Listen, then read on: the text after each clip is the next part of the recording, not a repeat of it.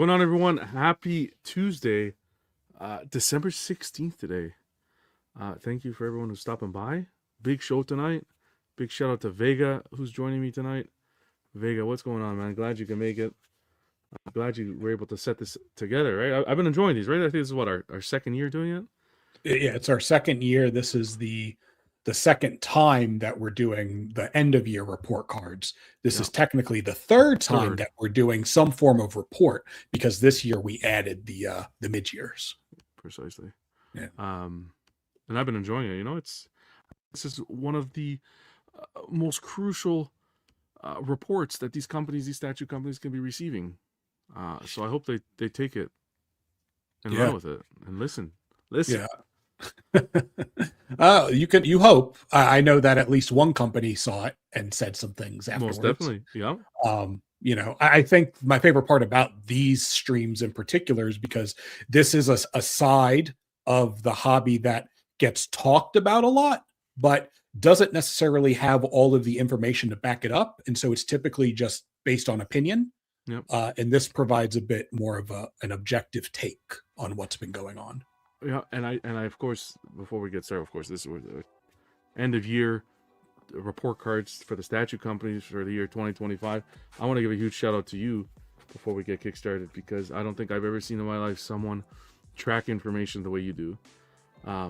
It's unbelievable how organized it is, and I appreciate you kind of opening that up to the channel here and allowing us to do this. Yeah. I wanted to this started in such a weird way, starting to building these spreadsheets and tracking all this information. But I wanted to be able to offer something different to the community. The actual tracking and the way that I do it all goes back to baseball. I'm not a financier. I don't work in finance. I don't have to use spreadsheets for my career. Nothing like that. Oh, wow. This is all growing up a baseball nerd, and baseball is a game of statistics. And you actually tracked it, by the way? You actually tracked the baseball players and so forth? Yes, when I played fantasy baseball. Yes. Wow. I would do some, not necessarily to this extent, because this is this document is alive.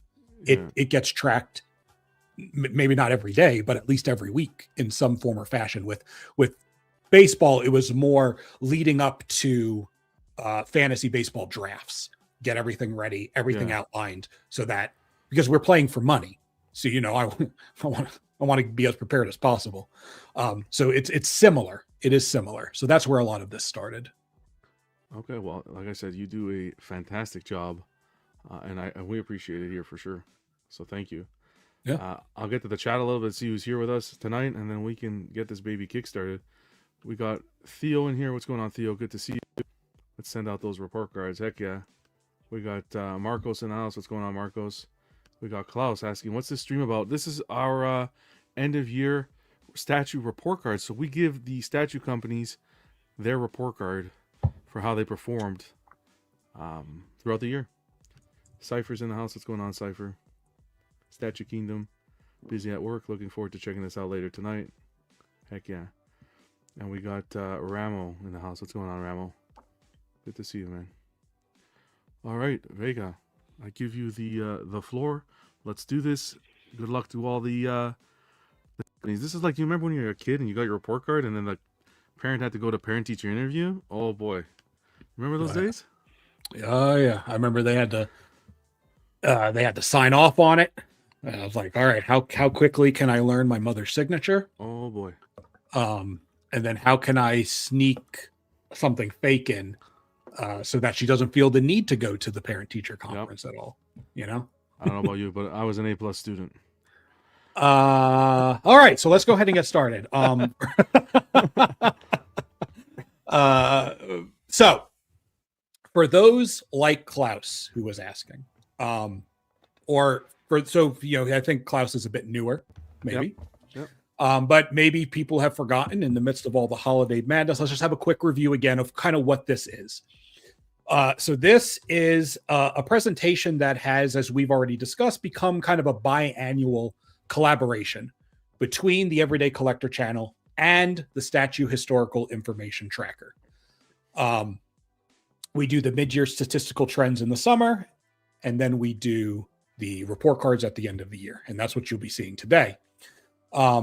This presentation exists in two parts.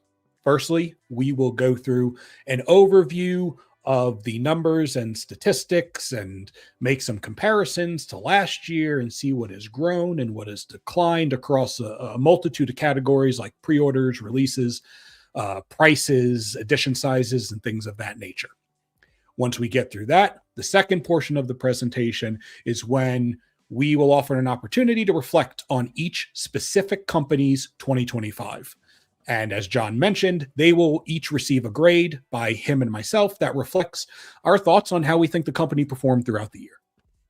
And that's what this is. It's an opportunity to really let the companies know overall, not just what we think, but what the numbers are telling us. So let's go ahead and start biting into this. Let's go here. There we go. All right. Crazy how it's the end of the year already, man. Wild stuff. Oh, buddy, you've been counting down Christmas for like 7 months. I feel like it was a mid-year review the other day.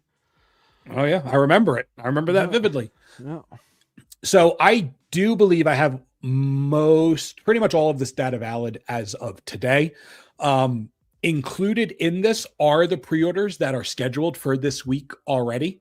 The recent, was it Infinity Studios did the half-scale Resident Evil statue? That's in here. Since we have details on the edition size and pricing for Krang, that's in here. The LBS Sentinel, since we have the details for that, is in here. So most everything should be accounted for through the end of this week, barring any surprises that we're unaware of. So we're going to start with pre-orders. And what we're going to look at is we're going to see each company's total pre-orders, what their pre-order numbers look like the year prior, and then the percentage changes between last year. So let's take a look-see. At the very, very, very tops of this list, we have the known culprits, okay? We have Iron Studios, Prime One, and Sideshow, as it always is, pretty much. And then we have PCS fourth, which again, those tend to be our top of the list pre-order high quantity companies. We see some increases across those top three. Most notably is Prime One. I have been saying it throughout the year. Prime One is putting up a lot of pre-orders. Last year they had 57. This year they have upped it to 87. Year's not over yet, which is a 53% increase from the year before. Wow. Yeah, that's a lot. Yeah.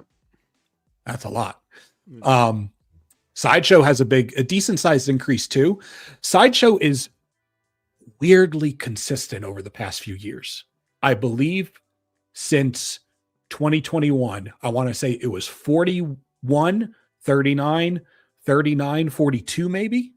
Okay. So they were always in that same area. This year, we're seeing increases. Interesting to think about why. Yeah. Right?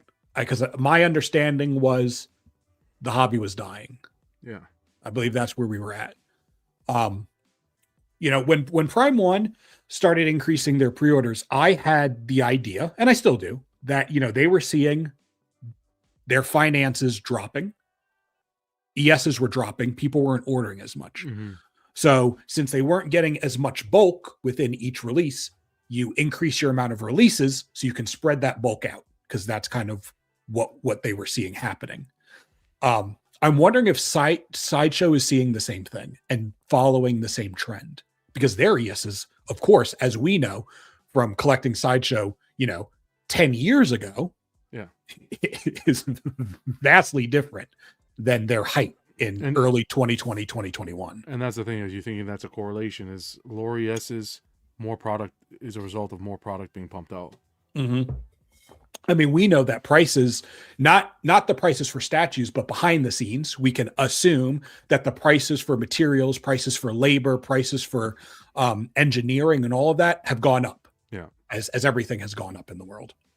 So I would think that, oh man, we still need as much money plus more what we were making. And if we can't make it on each individual statue, we have to put out more. Mm-hmm.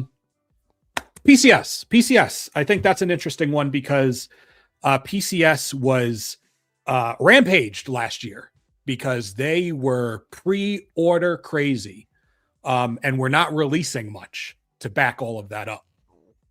This year, big shift backwards. They dropped their pre-orders by a lot.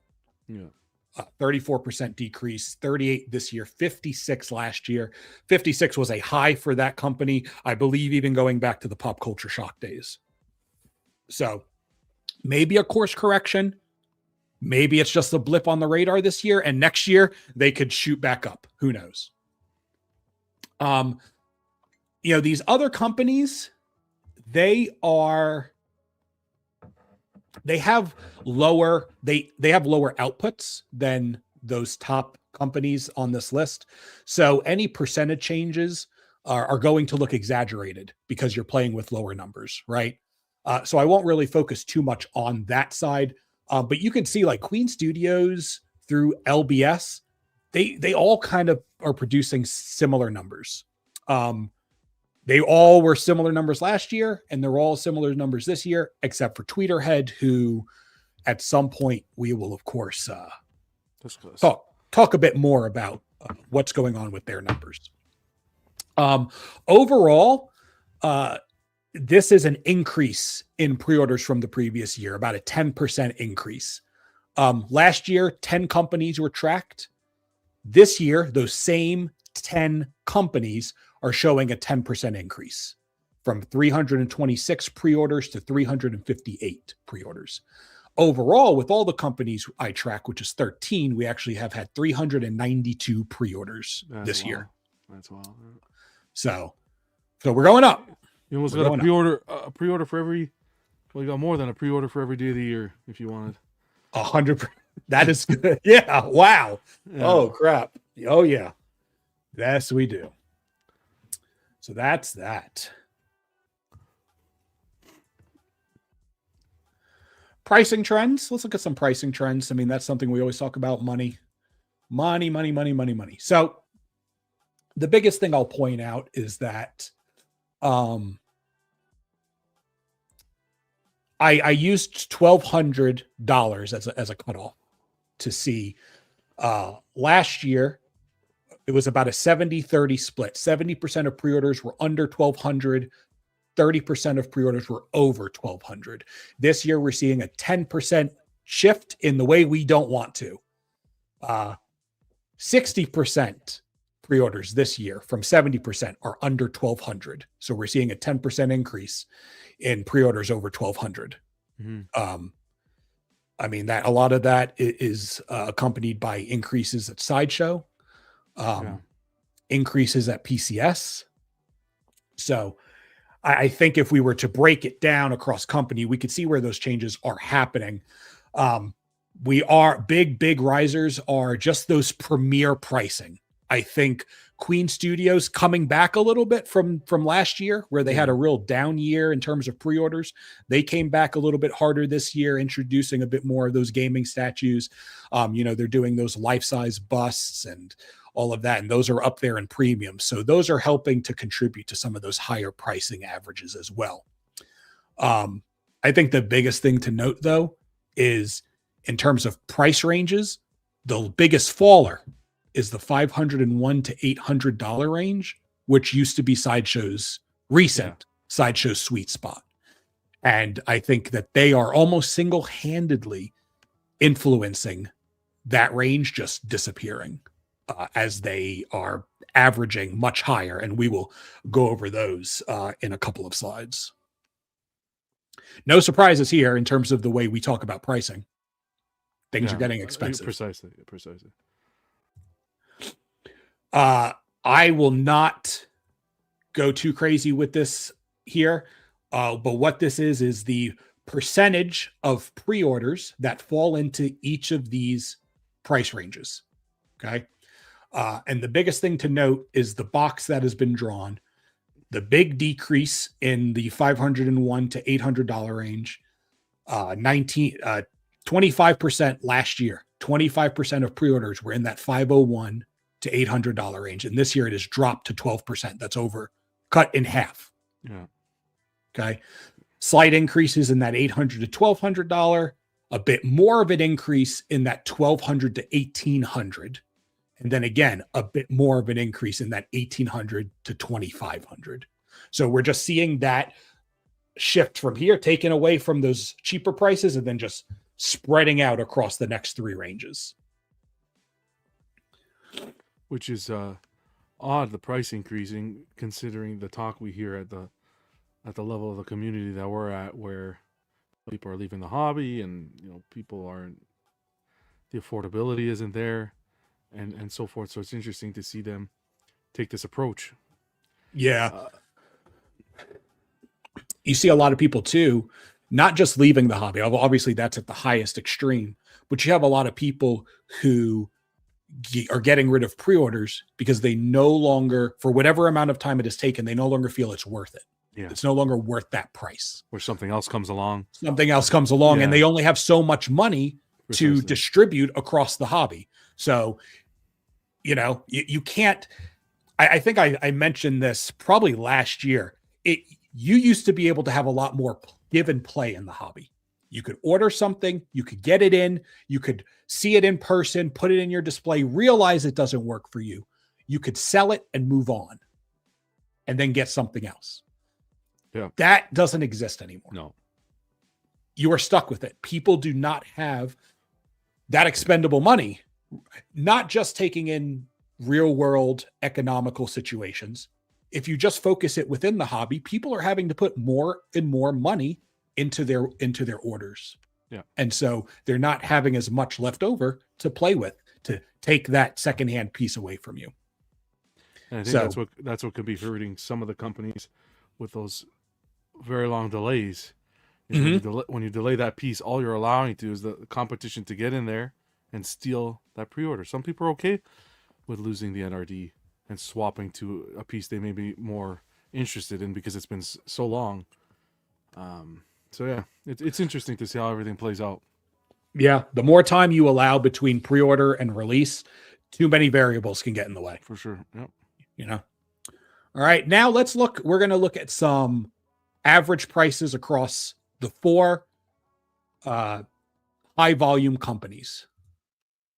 Okay, so what you're going to see here is the average price for each of these companies. Some specifics are in there across the past 5 years, including what it's looking like this year and the percentage changes. Okay. In that bottom row, you are seeing the complete percentage change from 2021 to this year. Okay. Looking at Sideshow, I only included their quarter scales because more than 60% of their pre-orders are quarter scale. So I think it made most sense to narrow that down. You can see that it has only increased. This is wild. Yeah. Wow. Okay. So this is the average price for a Sideshow quarter scale in 2021 all the way through this year. And we have just creeped the heck up you can see though, the smallest increase is from last year to this year, because look at where they already were. Mm-hmm. Yeah. You know, whether that's a conscious decision, whether maybe we'll start seeing a level out in the next year or two, maybe, hopefully, please. But I thought that was wild. And we talked about this last year when we started seeing Sideshow really jump the $1,000 mark with a bit more frequency than the one-time Ghost Rider incident. Yeah. Okay. Did you have something? Sorry, I didn't want to. No, I was just going to say, and I think that was that initial shock, but I think we've adapted to it. It's become norm. It's become the norm. Yeah. The norm. Yeah. Whether good or bad, that's where we're at. That's it. Okay. Interesting to see. Well, I guess you're going to move on to Prime 1. Yeah. That's interesting to see the almost where I feel like they're kind of dabbling back and forth, finding their sweet spot with the price point over the years. Yes. Yes. And I think I've mentioned it before, like Prime One's pricing trends have, you can see that there are different numbers here, but for the most part, they've stayed kind of consistent. It's not drastic changes overall. And I think a part of that is because think about people's reactions to Prime One in 2020 and 2021. They were overpriced. How could they charge this much? Yeah. Right? Everyone's like, I'm not paying that much for a Prime One statue when I can get a Sideshow statue for 4 times less the cost. Yeah. Right? But now, as Sideshow is creeped up and Prime One's not moving, Prime One's a freaking value. Oh, yeah.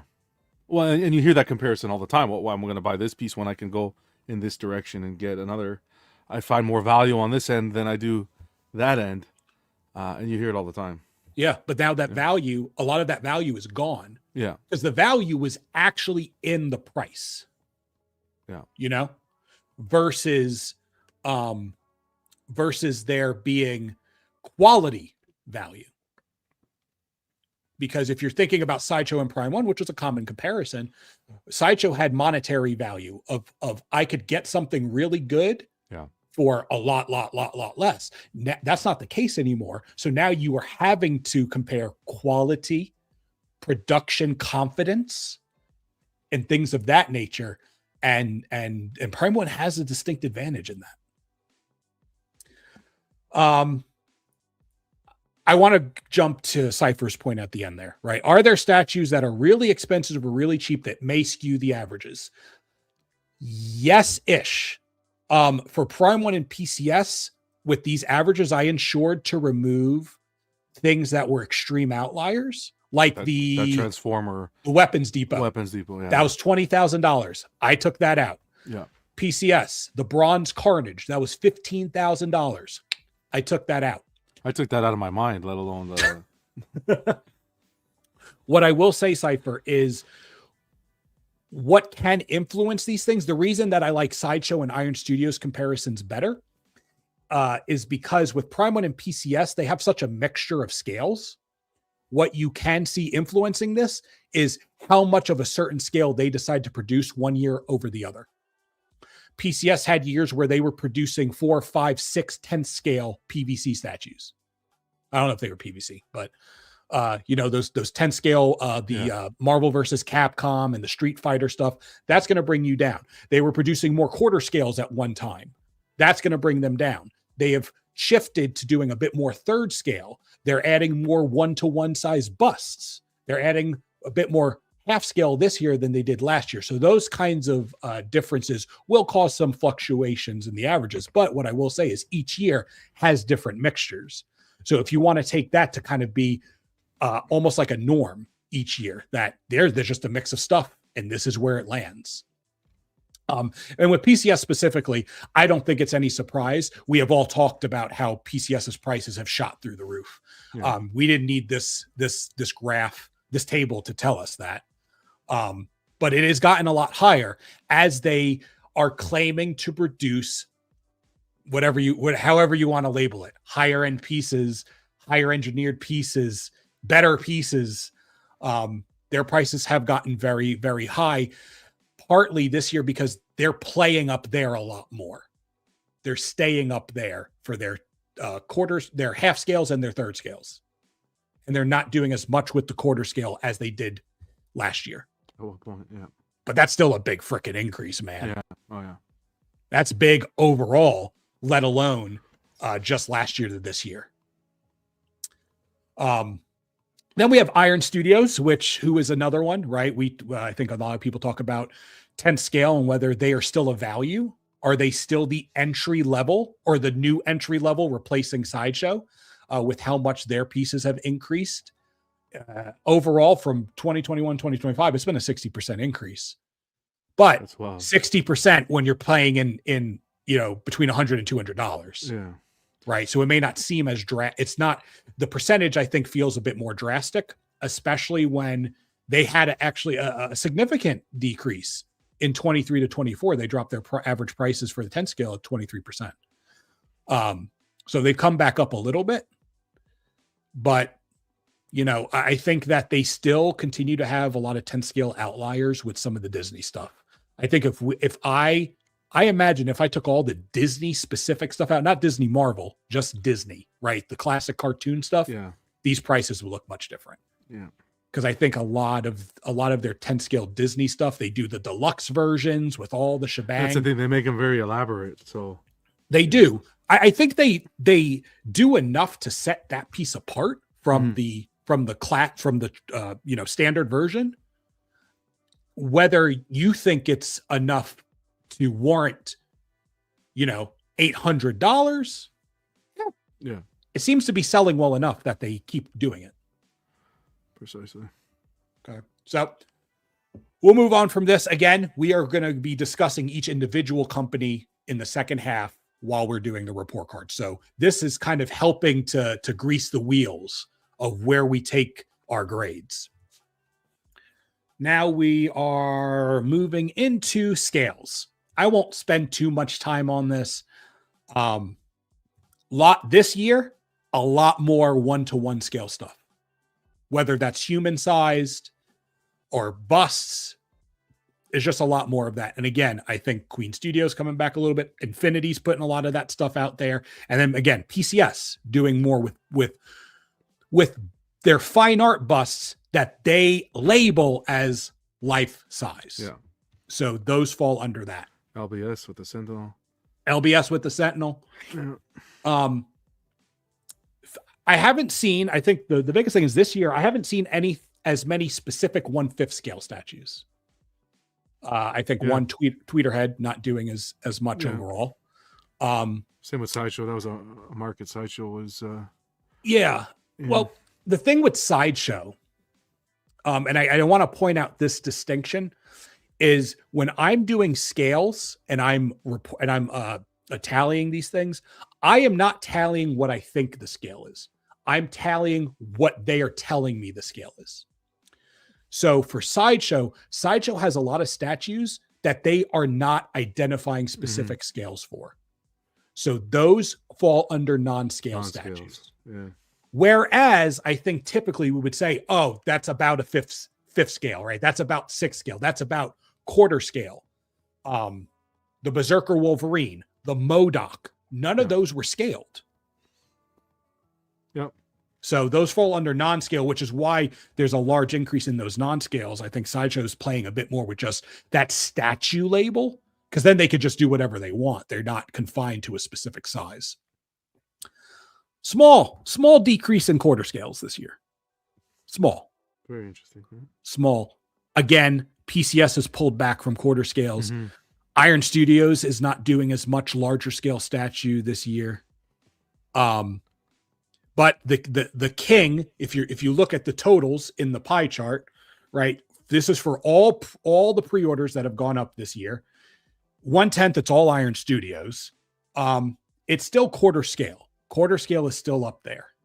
And third scale is starting to trail. And we will see what specific company is really impacting why there's a big decrease in third scale statues. It rhymes with rhyme one. Jesus. All right. Let's check out some edition size stuff. Honestly, not too different from last year. Not too different. About a 5% difference in kind of groupings. So what I'm seeing in terms of edition sizes is a hell of a lot of edition sizes remaining under 500. But this has been going on for 3 years now. Yeah. Okay. So I no longer am surprised when we're seeing these lower edition sizes, even from Sideshow. Expect under 500 most of the time. Okay. But this year has been a little interesting, and we are seeing a slight increase in those higher edition size ranges. Okay. We are seeing the fifth from 10% to 15% ESs are coming in at 501 and over.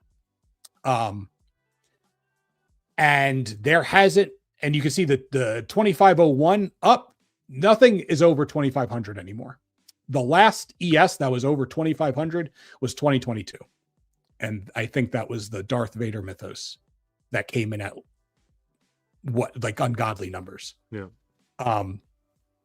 So edition size is going up, not going up, but there are some statues getting those higher edition sizes, which means there are some more. I guess it makes me think that there are some statues that are just really damn popular. It's really popular. And in terms of highest edition sizes this year, this is what we're looking at. Okay. These are combined edition sizes. These are the statues that are winning all of this. Okay.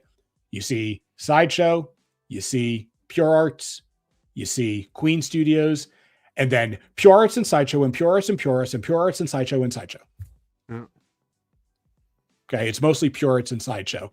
The little piggy man is a hell of an outlier for Queen Studios. A hell of an outlier. But I guess everyone wanted the little servant boy. I think this is a good sign that Pikachu is up there. I know we've already talked about that, but that's a good sign for Sideshow getting some Pokemon. With that Pokemon, yeah, that Pokemon license was a nice grab. And then you can see why they keep making Venom. Interesting to see the Venom that high, yeah. Yeah, but yeah. It was very well received. It was, even with 6 legs. Yeah, even the Venomized Hulk just came out with what, 1,000 ES? 1,000 ES. That Venom stuff is yeah. Unfortunately, if you hate it, it's probably not going anywhere for a little bit, right? You have PCS doing Null, doing a Venom bust. You have Sideshow getting into the Venomized stuff. I think you're gonna have to put up with it for another year or so. Let's do some IP talk. Oh boy. Lots of movies and TV stuff. Movies and TV, lots of game. Anime. A lot more comic stuff that isn't Marvel and DC. Not like a super bunch, but there is a bit more. A lot more anime, big time. Mm-hmm. A lot more anime, a lot more game. And that game increase does not include Pure Arts because I wasn't tracking them last year. So I didn't want to include that. So without Pure Arts included, about a half more gaming statues put up this year. What is not as prevalent this year? It's DC, it's Marvel, and it's horror. DC has seen a 29% decrease in pre-orders from last year. And the big culprit is Prime One, who's dropped their own focus on DC. Last year, 28% of their pre-orders were DC. This year, it's 8%. They told us they were going to do that, right? This wasn't a surprise. It was a conscious effort. And it is showing true. A stake to the heart. Yep. Marvel horror, horror always fluctuates, I feel. It kind of depends if something's hot or not. I know PCS is consistently in some horror-y place, but everyone else doesn't really touch it as much. In terms of some of the bigger names that we talk about and think about, X-Men, big drop from last year. 35 X-Men specific statues went up for pre-order last year, only 11 this year. Wow. So I don't want to hear any bitching. Yeah. We didn't get shit this year. Yeah. Batman saw a little bit of a decrease. 37 specific Batman-related statues put up for pre-order last year, 26 this year. So 30% drop there. Spider-Man's about the same. Yeah. Spider-Man's about the same. Star Wars, about the same. But I think that a lot of the Star Wars stuff has been well received and has been in talks more. And so I was kind of anticipating it was going to be a much larger increase. But I think it's just been more heavily focused on by some of the bigger companies and not just all Iron Studios 1/10 pieces. I think Blitzway coming into the market with their Star Wars, Blitzway, PCS, and of course Sideshow. I think those are the main companies, but Blitzway really coming in hard. A lot of people were raving about those couple pieces they showed. The Anakin. action statues. Yeah, the action statues. The action statues. The Anakin and the Obi-Wan. Obi-Wan, yep. Yeah. And there was a Luke tease too. So. Oh, was there? Yeah. Okay. I believe so. Okay, cool. So yeah, so Batman fans, X-Men fans, we can all cry together this year. All right. Now we're going to get into some stuff. So we talk all the time. Let me interrupt you 2 seconds. We got 2 super chats coming in. I'm not going to play the clip though. Keep it clean, keep it professional. You know, the little Arnold where it's swearing. We'll keep this one clean. But coming from Zello, appreciate you, brother, with the super chat. This is like doing a PhD on statues. Appreciate the time spent doing this. 100% Vega. Appreciate you. We got Big Silva as well. Good to see you, man. This is cool to see. Thank you, Vega and John. Shout out to Vega. Appreciate both of you with the super chats. That's kind of you. Yeah, appreciate it, guys. So moving into releases, we talk all the time. All right, companies are putting up statues for pre-order. They're taking our money, all this stuff. Are they putting stuff out? Well, let's take a look. I'm actually just going to skip this next slide because I have a better presentation of it in the next slide. Okay. So this is what we're going to look at here. So we're going to see company releases. Okay. So how many statues have been shipped out into collectors' hands this year? Compare that to the number of pre-orders. And ultimately, we have a ratio column. So what that says is for each pre-order, this is how many statues they are releasing. Okay. And then you have last year's ratios, which is, we can see who's doing better or worse just by looking at the greens and the reds. XM Studios is obviously in the lead because they have released a lot compared to what they've put up for pre-order. I honestly, I feel good about XM actually releasing some pieces, but ultimately, this isn't realistic, right? This is not a realistic ratio. This is not something that they'll be able to keep up with. And they're already failing on release stuff, which we'll get to when we talk about XM Studios. Infinity Studio is doing a good job this year. For every pre-order they put up, they're releasing 1.5 statues to people's hands. So 6 pre-orders, 9 releases. It's small, but it's nice. It's good. It's consistent. Mm-hmm. Blitzway, right here at the end of the year, they pulled it out of their ass with delivering some statues to people. So they had 3 pre-orders this year. Again, with Blitzway, it's only specific statues. It's not vehicles, not 6-scale shit. So I know Blitzway has had more pre-orders, but I only track statues specifically. Okay. So 3 statue pre-orders, 4 releases. Small, but good. And Blitzway honestly is smaller when it comes to statue specific stuff. And then we have PCS. So this is a very different tale from last year. Quality, production stuff aside, PCS has put up 37 statues for pre-order and they have released 34 this year. That is almost an even split. Mm-hmm. That is the kind of stuff I want to see. 1.0 ratio is an even split. They're releasing as much as they're putting up for pre-order. Everything below that, they're putting up more for pre-order. So it's nice to see PCS actually start-ish catching up to some of that backlog a bit and not just overloading their system with pre-orders. Continue. Precisely. Okay. Queen Studios, couple of releases less than their pre-orders. Not bad. Sideshow. If Sideshow kept their pre-orders in the same range as they had the past 4 years, this would be almost even as well. A little bit less. But I think, 70, a 0.76 ratio, 76%. That's still pretty good. LBS. This is a big year for LBS, and we're going to talk a lot about LBS when we get to them. These are numbers that they've never played with before. They were playing around 5 for everything. So they have 11 pre-orders this year, 8 releases. I think when we were at mid-year, I think we talked about LBS really needs to get some of these things out. Yeah. The Batman, Superman. I think one of those had been out at that time, maybe both of them, but we knew Spider-Man was supposed to come, Thanos, Wolverine, a lot of those Marvel pieces. Now we start looking at, we get past Iron Studios, who, produces a lot, releases a lot. We get into those that are around 0.5, and that's not very good. You don't want to be there. And that's where we're seeing companies like Prime One. Prime One has, again, their releases, 45, that's about what they do. That's about what they did last year, and that's what they're about pretty much going to do this year. But it's those pre-orders, they increase. They are creating a much larger backlog. Yeah. And then Tweeterhead, we know that they've had a lot of issues.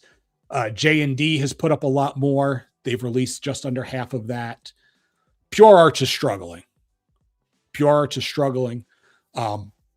We will talk more about them when we get to them specifically, but a lot of things have been delayed.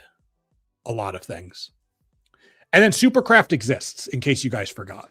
Supercraft exists. They've been alive for 2 years. Not a full 2 years. It's probably been just over a year. Yeah. Because they were end of 2024. They burst on the scene with their first pre-order. So they've been alive for over a year. They haven't released anything yet. And they're not going to yet. So, okay. We got something new. So I created something different. I felt like we needed a better way of understanding how bad companies were dealing with their backlogs. Okay. So I created something called a deficit score. And ultimately what that is on average, so it's looking at the total backlog. Okay. I'm going to go to this, but I'm not going to read that. I'm just going to explain it. What it's looking at the total backlog. So let's say the total backlog is 50. And then it takes the average amount of releases they have each year. So if you have a company that has 50 statues that are unreleased, and they average 25 statues a year released, their deficit score would be 2, because it would take on average 2 years for them to clear that backlog. Does that make sense to you, John? Yeah. Perfect. So let's look at deficit scores. So the current deficit score means, based on the average amount of releases that these companies have over the past couple of years, how long would it take them to clear their backlog? So this is in years. Okay. So it would take Sideshow 0.79 years, so 79% of the year, to release their current backlog. So less than a year. That's great. That's consistent with Sideshow, right? Yeah. Sideshow is quick with what they do. You can see that Queen, Iron, and PCS would take anywhere between just under 1.5 years to just under 2 years to release their current backlog, if they maintain how many releases they put out on average. Okay. Now, 2 things about this score before we continue, because there's really just two that I want to point out. The first thing is, this is very new. Any new statistic is going to take a long time to normalize. Okay.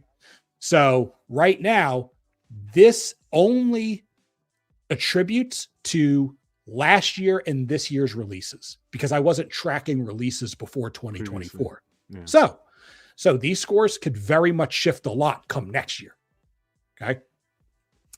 And then the second part that I wanted to bring up was that I like this tool for thinking about when companies put up new pre-orders, when they say it's going to be released.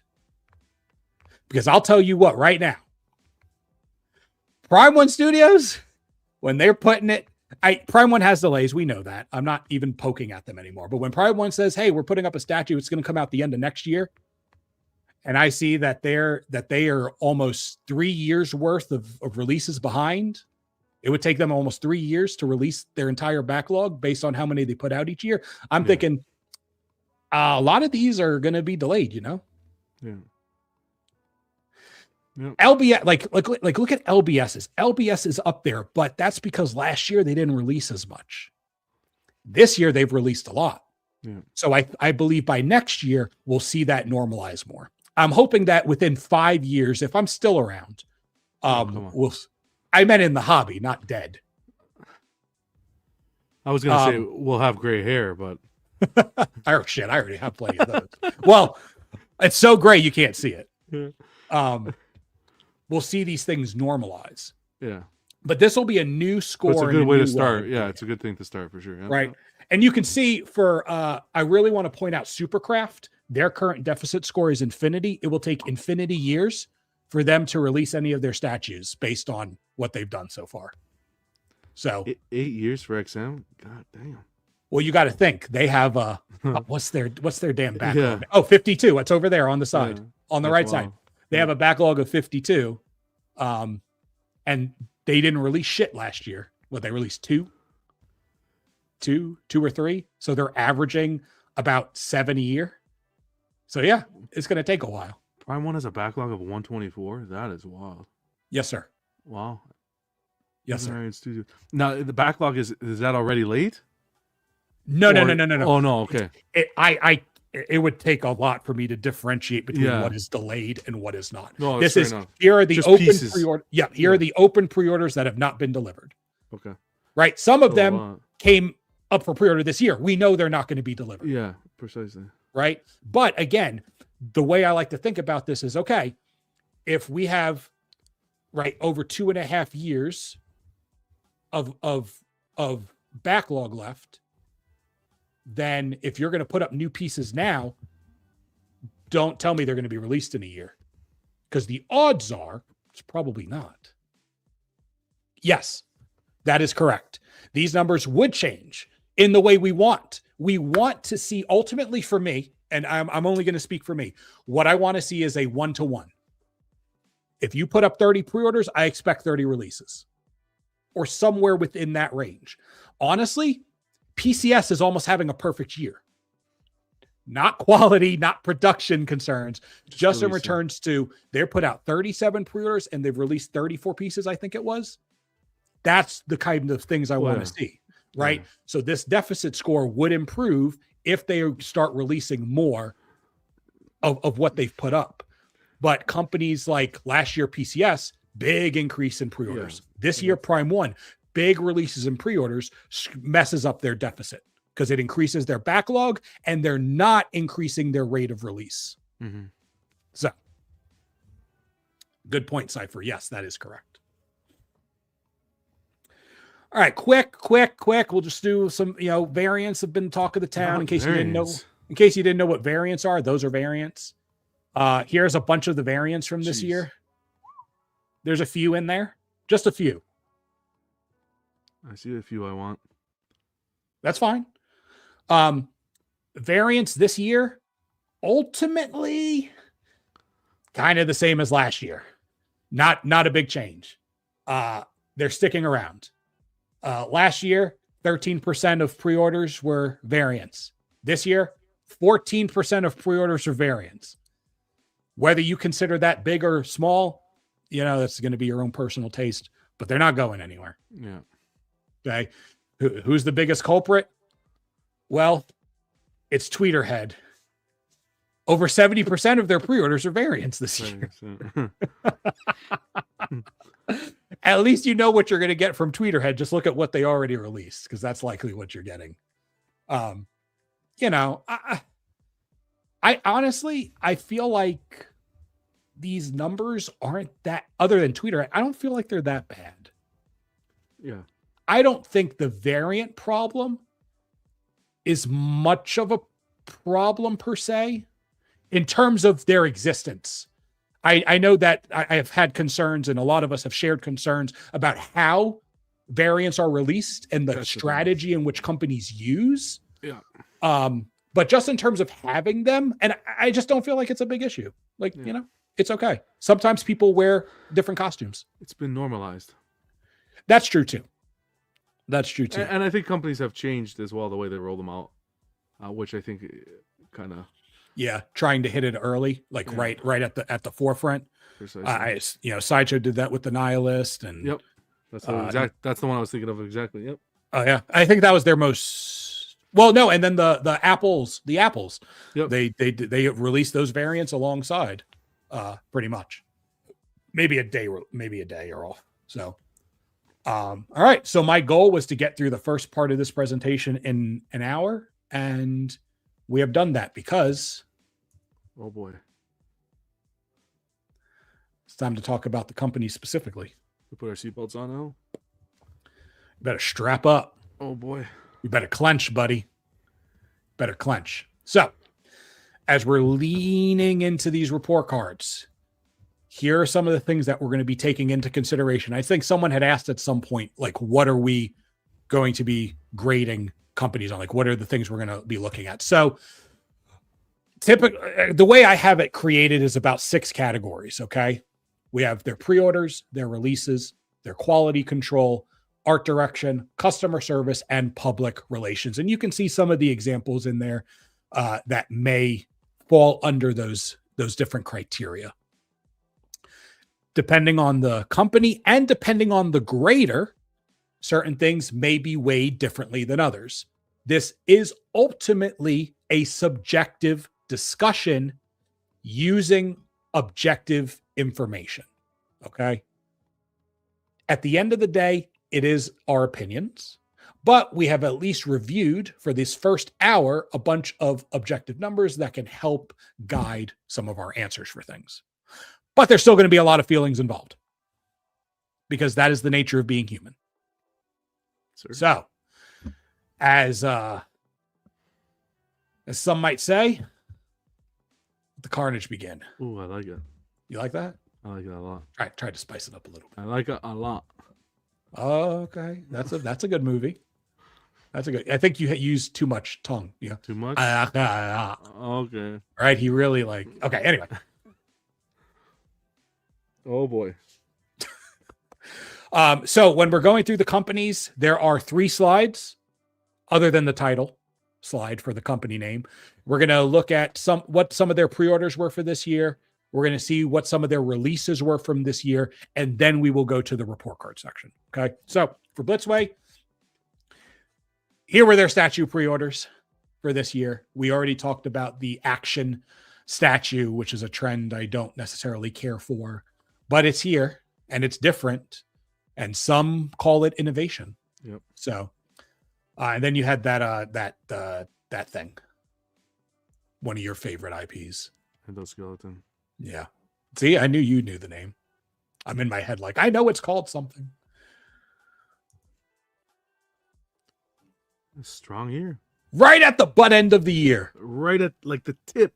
Like, ugh. Right at the butt end. I start seeing those Rockies. I started seeing Scarface. It's like, oh, wow.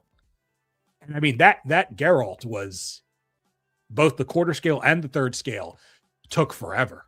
Yeah. That was those were pieces that on Prime One's site, right? Because it's Prime One's license. Mm-hmm. Those were pieces that on Prime One site, they eventually just updated the shipping to Q1 through Q4 of this year. They just didn't know when Blitzway was going to release it.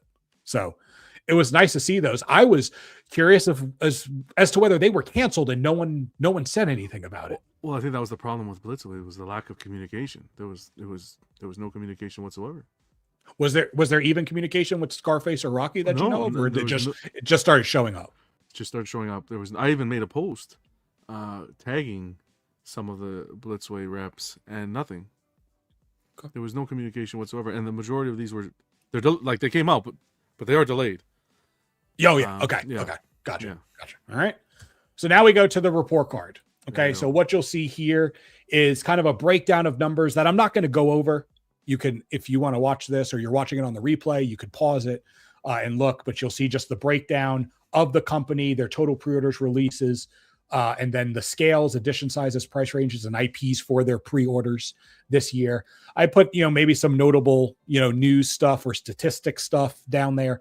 Blitzway is a newer company for me. I just started tracking them this year, so I don't have any comparison analytics from last year to really put there. So this will mostly be discussion based. So I'm going to open this one up to John. I know Blitzway is a bit more of his company. I'll let him kind of have those opening regards and statements.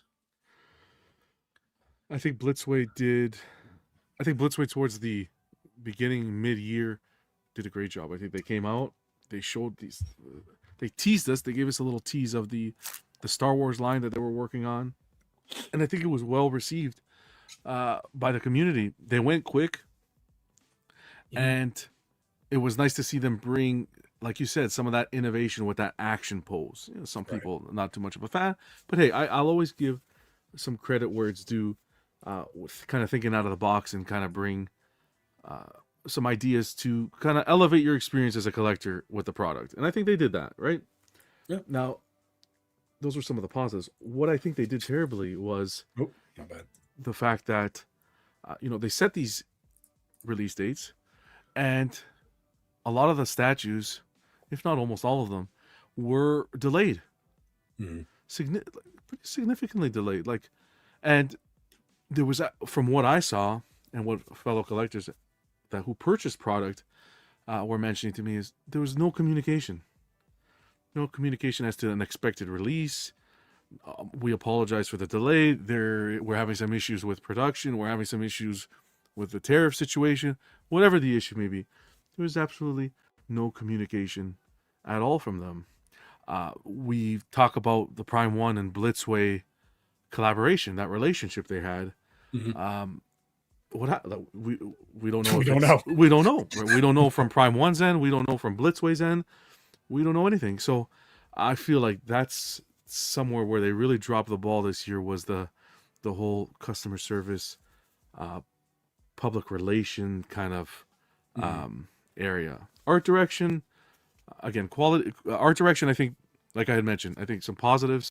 The ideas are great. They're releasing like the Tony Montana, the Rocky, and people like them. That museum look with the nice base, the Tony Montana down the staircase, rooted hair, sculpted hair, some great ideas.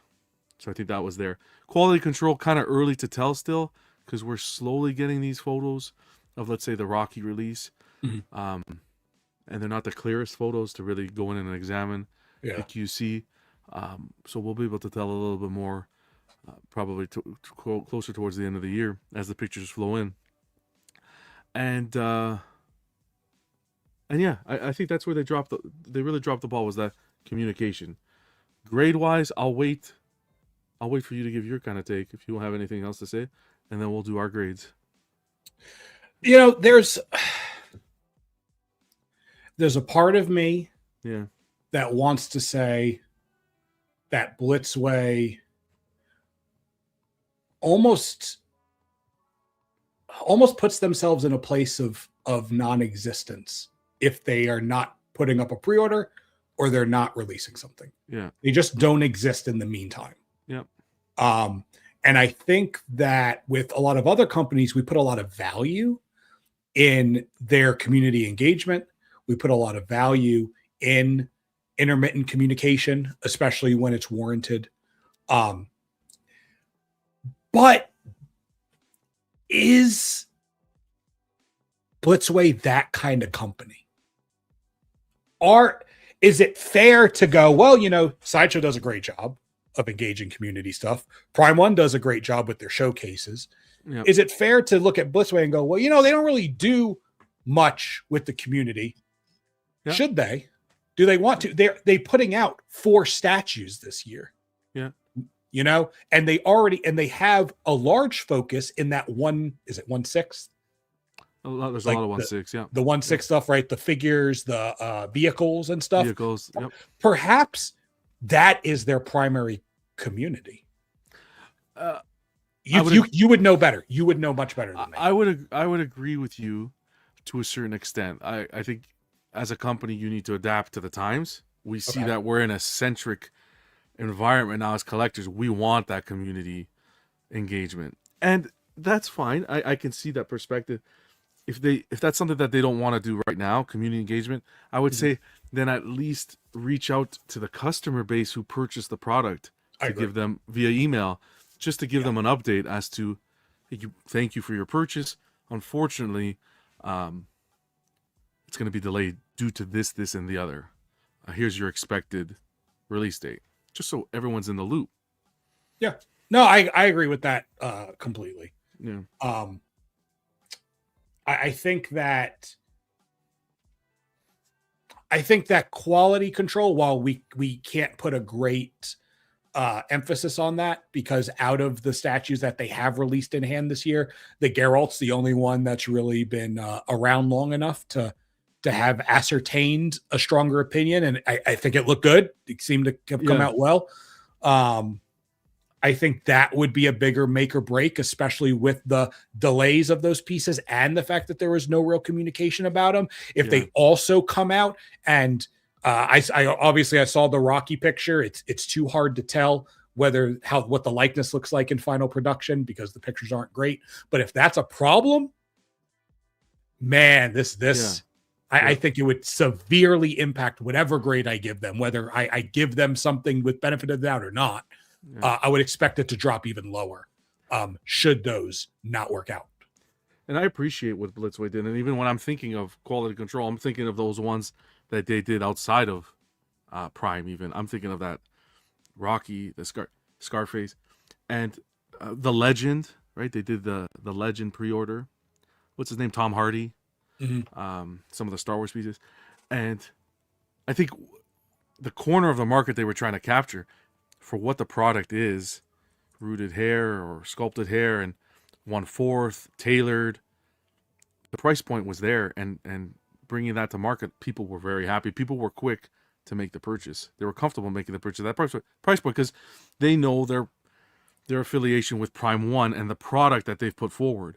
Mm-hmm. There's that comfort in that product. So Blitzway is definitely I'm not going to say, I don't know if I'm going to say a household name, but a name that, I know Blitzway. I've seen that Prime One's release, and Blitzway did a fantastic job on it. And I think there's a lot of collectors that gave them an ease of mind in making the pre-orders for when what looked to be Blitzway moving out on their own and producing statues. Yeah. I think their price points have been a big win for them. Yeah. I think that they could, if they wanted to. I don't know if their infrastructure would allow it as it is now, but if they wanted to push out a bit more, they could really be filling up that space that Sideshow is abandoning. Precisely. That $500, $600 range for a quarter scale piece. With, as far as, some production, but a lot of the prototypes looks really good likeness and things of that nature. But at the mid-year, I gave them a C+. I don't remember. I'm not going to be able to remember all of the things, all the reasons why I did that. But I gave them a C+. And had they not had these last two releases push out, I probably would have dropped them down into D range. But with the real lack of communication to customers regarding these delays, and still there's still lack of communication in regards to the two Star Wars pieces that were, I believe they were supposed to release by end of this year. Correct. And there's still nothing. No one knows anything.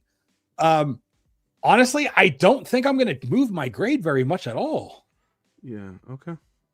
From your mid, so you're staying at the C+? I might just stay at C+. Fair enough. I'm thinking though, but I might just leave it at C+. I think I'm going to change mine. Okay. I think mid-year I was excited to see this new kind of innovative product hitting the market. A lot of good ideas. Nice to see Star Wars hitting the market. But I think as a business, that lack of communication with the customer base nips them in the butt. And I'm going to bring them down to a C. Okay. Personally. Fair enough. Okay. So that's something I would say they work on is, again, if you're going to set a deadline, like every company, that expectation is if you don't meet that deadline, have some sort of communication or update, even if the website's updated with a new deadline so that people can go and inform themselves. That's something that I'd work on. Oh, yeah. And that website, definitely not updated with those dates. The frickin' Superman Justice. That's another one, right? Yep. So, okay. All right, Blitzway. You are C+C for end of year. Oh boy. Okay. They had 2 pre-orders. Now, I couldn't fit all their releases on one page. But there's those releases. Those are crickets, by the way. Crickets? I got something for that. Those are crickets. Somewhere.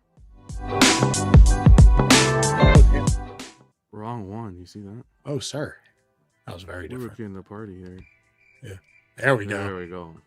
There we go. All right, Supercraft. All right. So mid-year, we gave them no grades because they were fresh. They were not within their release window for those first 2 pre-orders, the Transformers or the Batman yet. So we didn't really have much to grade them on. But Supercraft is a company that I really called out for being pretty much, they disappeared for the first half of the year. Until they decided to give some sort of production update on the Batman, which was very smoothly coupled with an announcement for a new license and a pre-order to go with that. And then later in the year, we find that both of those, their first 2 pre-orders ever as a company, were delayed over 5 months or about 5 months. I'm just going to step away for 1 second, Vega. I'll be right back. Go ahead. Go ahead.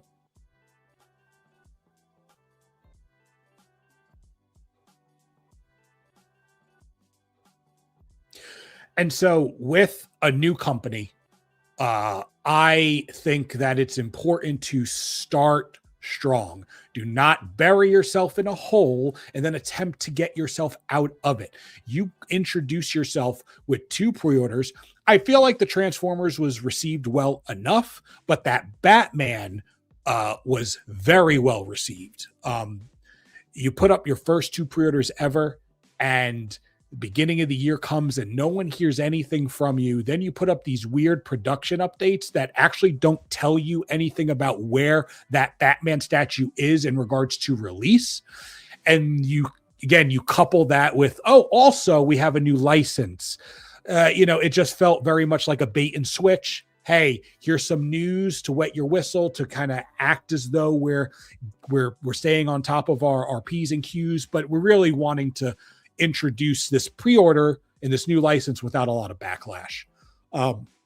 I don't feel good. I don't feel good about how this company is managing things thus far. I don't think they're a shit show by any means. I'm not saying that I don't think you're going to get your statues. Nothing indicates that thus far. All I'm saying is start strong, especially within the current environment in this hobby. We're seeing too many major named companies struggle in very severe ways and not communicate anything at all, which causes bigger issues. And then we have a new company that comes in, is also not doing a lot of communication, is experiencing delays. Like, you are starting off at what we're looking at other companies' bottoms being, outside of the having a large backlog that is not being released, such as what Tweeterhead has recently experienced and what XM Studios is actually still kind of experiencing. For me, I don't feel good about what Supercraft has done this year. More pre-orders. Again, it's 2 more. I know that's not a lot, but that's double what they did. No releases, 2 delays, crap communication in the first half of the year. This is not going to be a good grade. It's not going to be a good grade, not at all. Honestly, it's probably going to be a D. It's probably going to be a D of some kind. Maybe a D plus, but a D nonetheless. Now let's imagine. Let's try and pretend. What is John going to say? I think John's mostly, I don't know about the grade, but in terms of the critique, I think John will agree. I know that at the mid-year, he was very much benefit of doubt. And even further into the latter part of the year, I feel like John was trying to hold on to the benefit of doubt for Supercraft. They're a new company. Let them find their footing. I don't think this is an environment that is welcoming to finding your footing. You better come in with some heavy ass military boots, good grip, down in the mud, and don't move. Maybe that's a bit unfair to expect, but that's the environment we're in right now. People are cautious with their money. People don't have as much money to go around. Companies have to be on top of it. So Super App's not gonna do great. No, he's not for me. I think that the Batman will end up being a really good piece. Transformers is weird for me. I'm not saying that I guess I don't even have to bring up Bayformers. With Transformers, I like the style that XM was doing or is doing. And I like the paint style that Prime 1 is doing, even though I don't necessarily care for the Bayformers stuff as much. I like what they're doing. With PCS and with Supercraft and their Transformer stuff, it comes off a lot more cartoony. And the paint job comes off as plastic. Like they're really trying to emulate the toys. And so I don't care for that as much. The Superman was nowhere near as positively received as the Batman was. I commend them for their art direction, not because I think they're doing a great job, but I think they're trying some things with the art direction that is different. And I am a big proponent of either do it better or do it different. When you're going to release a character like Superman that has had how many damn statues across how many different scales, if you're going to come in and you're not going to make it better than, as much as I don't think it's the fucking greatest thing since sliced bread, the community agrees for the most part that the Superman Hush from Prime 1 is the pinnacle of Superman statues. I'm fine with that. I don't care to argue that. If you're not going to come in and make it better than Hush, then you have to do something different. They did something different. Was it a good different? Maybe not as good as they think it was. But they tried something different. I think that the Superman shows how far they still are in having bold, might be a strong word, but bold ideas, and then being able to execute it in a great way. I think there's still a bit of separation there. Again, they nailed it with Batman. They nailed it. I think that piece really emulates this birth line and the description and the ideas that they've presented. I think the Batman encapsulates that perfectly. Superman, not as much. I think the Morrigan, I think people liked.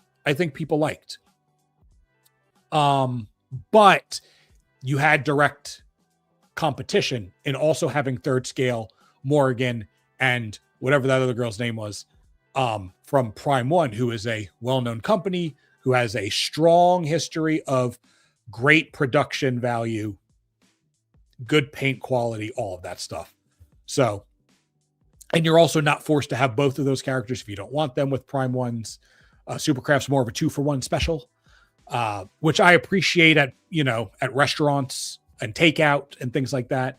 But yeah, so I can't pull up comments specifically, but Theo, I do see yours. I think they'll pull through. I don't think they're in trouble. I think they are just they're framing themselves in a negative way. I think that this is a new company that, probably maybe didn't do enough homework, even though the guys working for this company, I believe, came from, have experience working with other companies. So I don't think they're in trouble, but I think that they maybe didn't prepare themselves and were proactive in looking through production timelines, what they're wanting to achieve, and things of that nature, and putting that to paper when they are presenting their pre-orders. I think that the Batman is great. It looks great, but they clearly were not prepared for the amount of time it was going to take for the final product to be what they want to deliver to collectors. So I think that's kind of the weird place they are. So again, I acknowledge that they're learning. I acknowledge that they're a new company and they still have some things to iron out. But if you're going to enter the statue community in the current place that it is, I expect you to have to do a little bit more homework than they appear to have. So John may, I know John probably had to go deal with some family stuff, but let's also imagine that he's in the bathroom taking a very big poop. Perhaps, you know, it might not be a family thing, might not be a kid thing, could be a poop thing. You know, maybe he had a bad taco, a bad burrito. You never know. If he comes back and he's just spraying air freshener all across the room, we know what's going on. Another option would be funny-ish if he fell up the stairs. I say up the stairs because down the stairs is usually worse, and I don't want to wish harm on him, but a little trip up the stairs would be a little bit funny. Perhaps he got hungry. You know, maybe he is not in the bathroom because he's empty. Maybe he needs fuel. Theo. Oh, God. Oh, maybe John did have to tend to his moose. That is a possibility. And that's a bit of a double entendre. So you can take that how you want it. It is, you know, close to Christmas, and you know, people are feeling joyous and jolly and perhaps giving. And so perhaps, you know, he is having his moose tended to. It's an early Christmas present. You never know.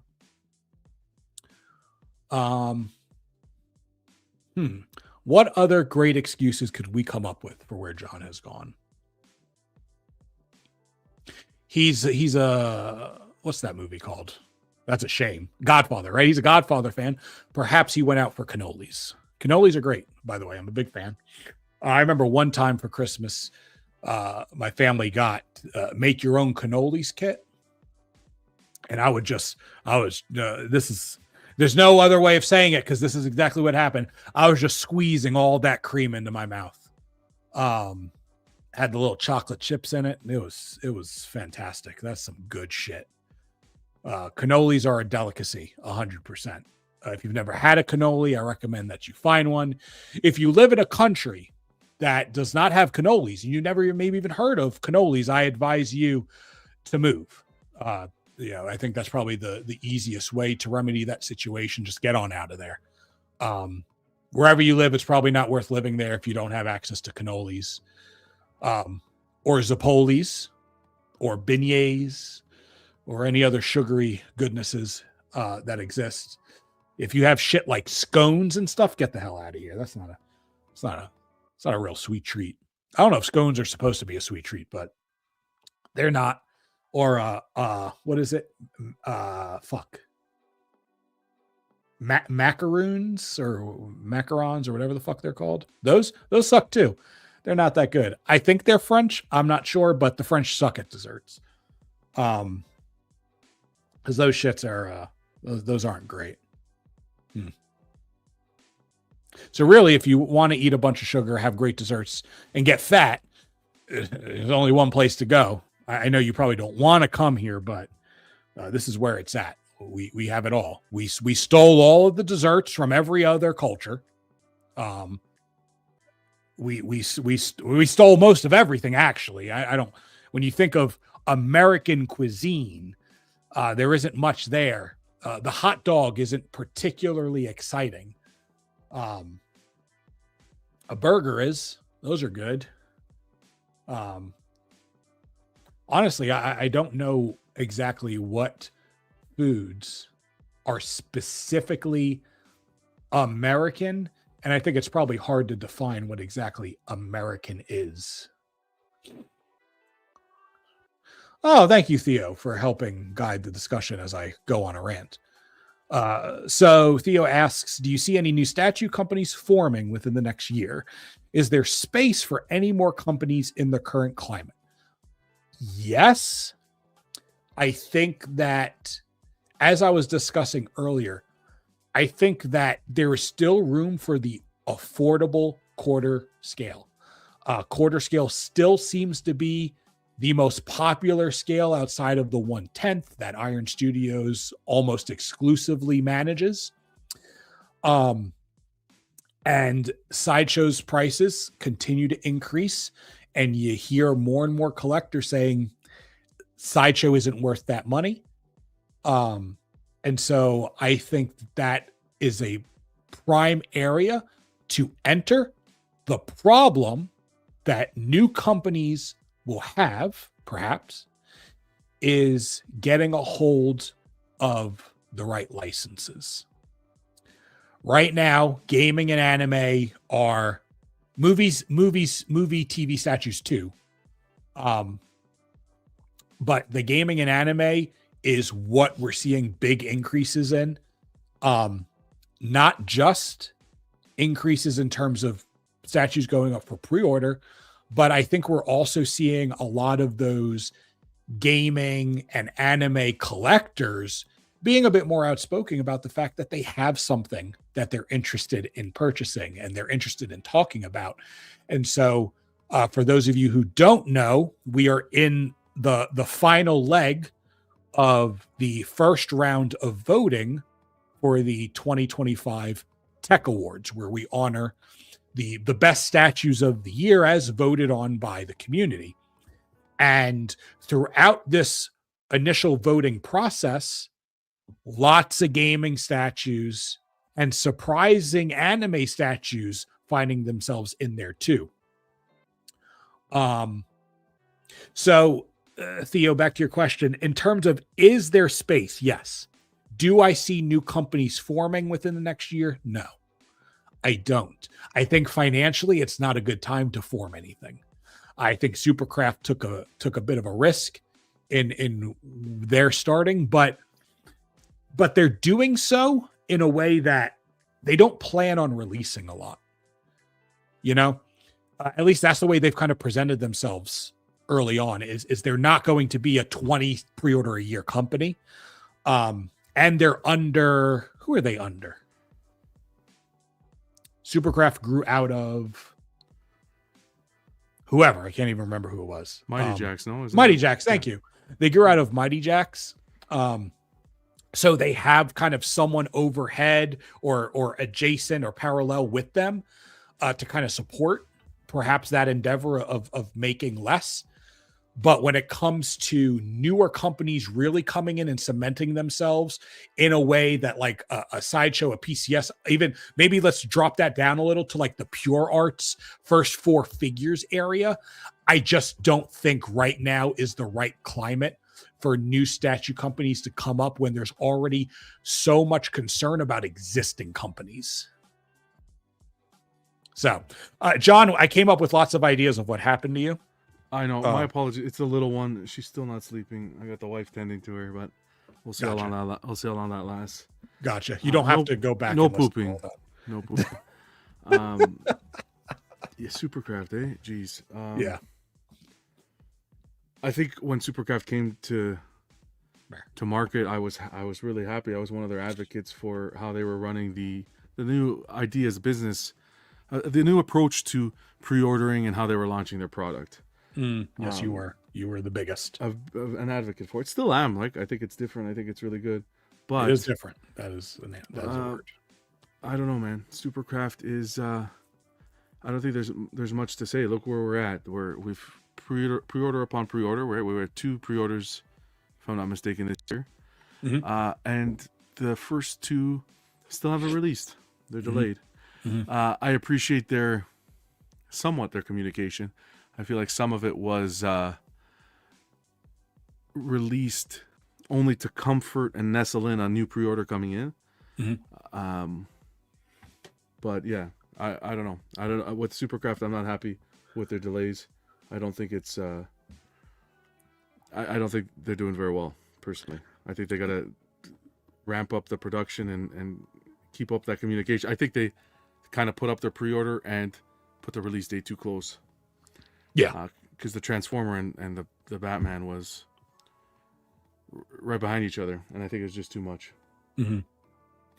Yep. I mean, I agree with those. I just think this is not the way you introduce yourself as a company. This is not the way to do it. And I think that they still have a lot to learn in regards to balancing their art design with their concepts with what they actually put into the statue. They still have to iron that stuff out. I'd also like to see them take a different approach where they, kind of do some IPs that other companies aren't touching, right? We got them doing the Morrigan, which was really Morrigan and Lilith, which is really close to what the Prime One releasing theirs, and we have them doing a Superman, which I get it's part of their line, but I'd like to see them do some IPs out of the box that we haven't seen the company necessarily tackle recently. So instead of taking the characters that everyone has already made and trying to deliver them in a more out of the box manner, actually just getting an out of the box IP that we don't see and putting their spin on that. Correct. I think that would be a good idea. I think we saw why that's a good idea with the Superman release. Yeah. There's just too many Superman statues to compare to. And there's very highly thought of Superman statues that you're not going to be able to win over collectors with the release that you had, as ambitious as it may be, as creative as it may be, good or bad. I think that would be a good idea. But also, is that too much of a risk to be new and have IPs that may not already have the backing and the following that the Trinity does? Yeah. Transformers does, right? So what grade are you giving them? Oh, a D. A D? Oh, yeah. Yeah, I'm kind of in the same boat, just because, obviously we grade them at this point because they've been out there, they've been doing some stuff, put out some pre-orders and stuff, and they have been communicating.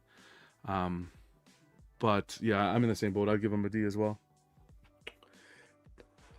Told you guys he was going to be with me. Double D's. Ooh, buddy. Oh, where's Carl?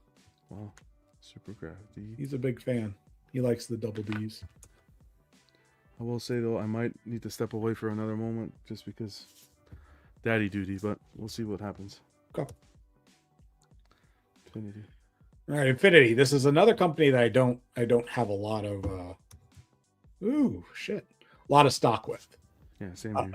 But some of their pre-orders, a real mixed bag, I think, in regards to community opinions. I think their gaming stuff, the WoW stuff, is well received. The Dark Side specifically was well received. Everything else has a bit of a mixed reaction to it. And this is not everything. It's just, a few notable ones. Mm-hmm. And then some of their releases from this year.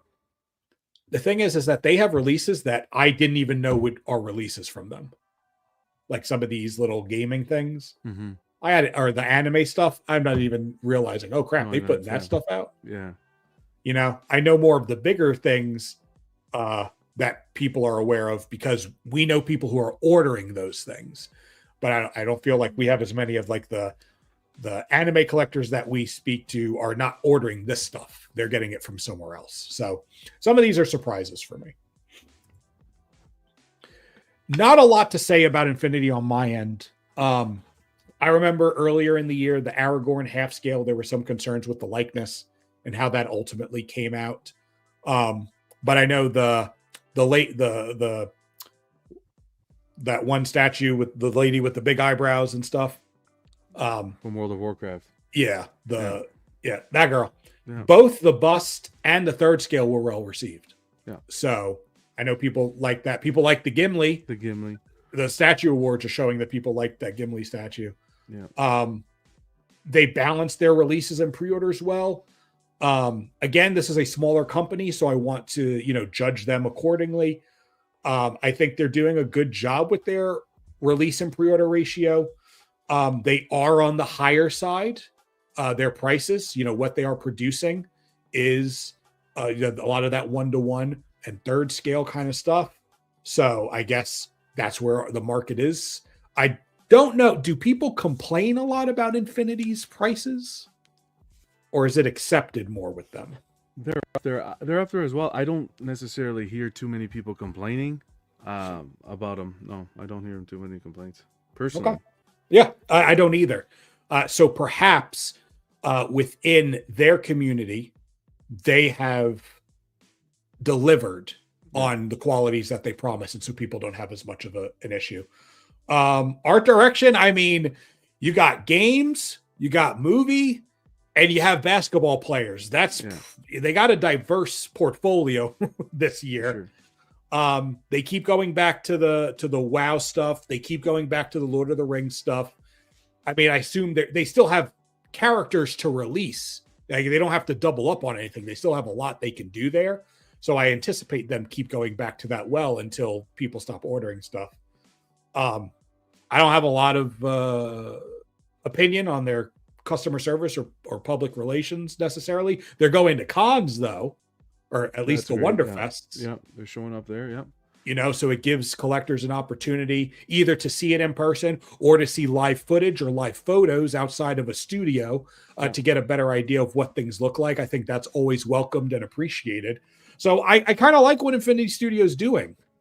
They're consistent as well. Like they, especially with their social media pages, their Facebook page, they put up their posts there. Then if an item is close to release, they'll put up another video, like not necessarily an out of the box, but like here's our production piece, and they'll put up a clear and well put together video. Yeah, so the collectors know what's coming. I think most notably was the, if I'm not mistaken, the Avatar and the Neytiri. Mm-hmm. So yeah, I personally, I keep my score. I'll keep my score where it is, where I placed it mid-year. I think the consistency is there. I think I'm just gonna bump it up to a regular B. Okay. I think I'm gonna bump it up to a regular B. I don't necessarily have enough of a reason to bump it up to anything more than that, but I don't feel like B- is necessarily as reflective of what I just said. I think I was a bit more, just slightly more positive this go around with them. Yeah, I'll keep them there for now. Okay.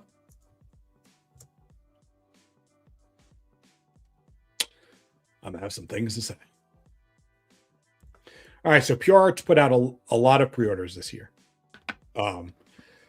Heavy gaming, and then of course we had that Terminator piece as well. They released a bit of a variety this year. We had some half scale, some quarter scale, some 8th scale, 6th scale, Dio, light ups. So they do have a bit of a, not as diverse of a portfolio as like an Infinity Studio does, but they don't just do gaming stuff. But that's mostly what they're delivering on. This is a company that at the mid-year, I noted that they're having a lot of pre-orders put up and they hadn't released much of anything at that point. Mm-hmm. Pure Arts made a comment, I can't remember where, citing that it was hard for them to get things released due to the tariff situation. They reached out to me directly, actually. Okay. That's where, yeah. Okay. And I think my response to that was, what specifically about the tariffs is affecting you so adversely that is not affecting other companies who are still releasing product? Yeah. Because you're not an Infinity Studio who's putting out 10 or less pre-orders, right? You're not Sideshow who's putting up 40, but you're in the middle there. So I was a bit curious as to how was that adversely impacting them so much more compared to other companies. So this year, or for the latter part of this year, I noticed, so Pure Arts is one of the companies that does have a tracker built into their website. There is a location you go to, and it shows you all of the pieces. It shows you where it is in production, and it shows you the expected release. And man, when I tell you that a lot of Q4 2025s quickly became Q1, Q2 2026s. Yeah. And I don't just follow that tracker. I click on the individual product to make sure it's still in pre-order state, as well as Pure Arts sometimes will have the different regions, and it may be in stock for the North American region and not others yet. So I checked and made sure this company is just not releasing enough for me compared to how much they're putting up for pre-order. And once you start having delays on one group of products, you're going to have delays on other products, and that's going to be a problem. You know, this is another company, though, on a positive note, Convention Palooza. Yeah. That's one of their strengths that I appreciate for sure. Yeah. They were everywhere. Yeah. They opened a new store. That's nice. In Canada too. You love to see it. In a country that exists, yes.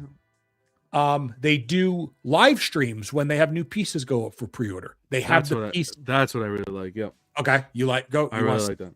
Yeah. No, I appreciate them doing. They do the live streams, have the piece there in front of them. Yep. And great communication, good vibes. They have that customer outreach, that friendliness, that that communication that you want.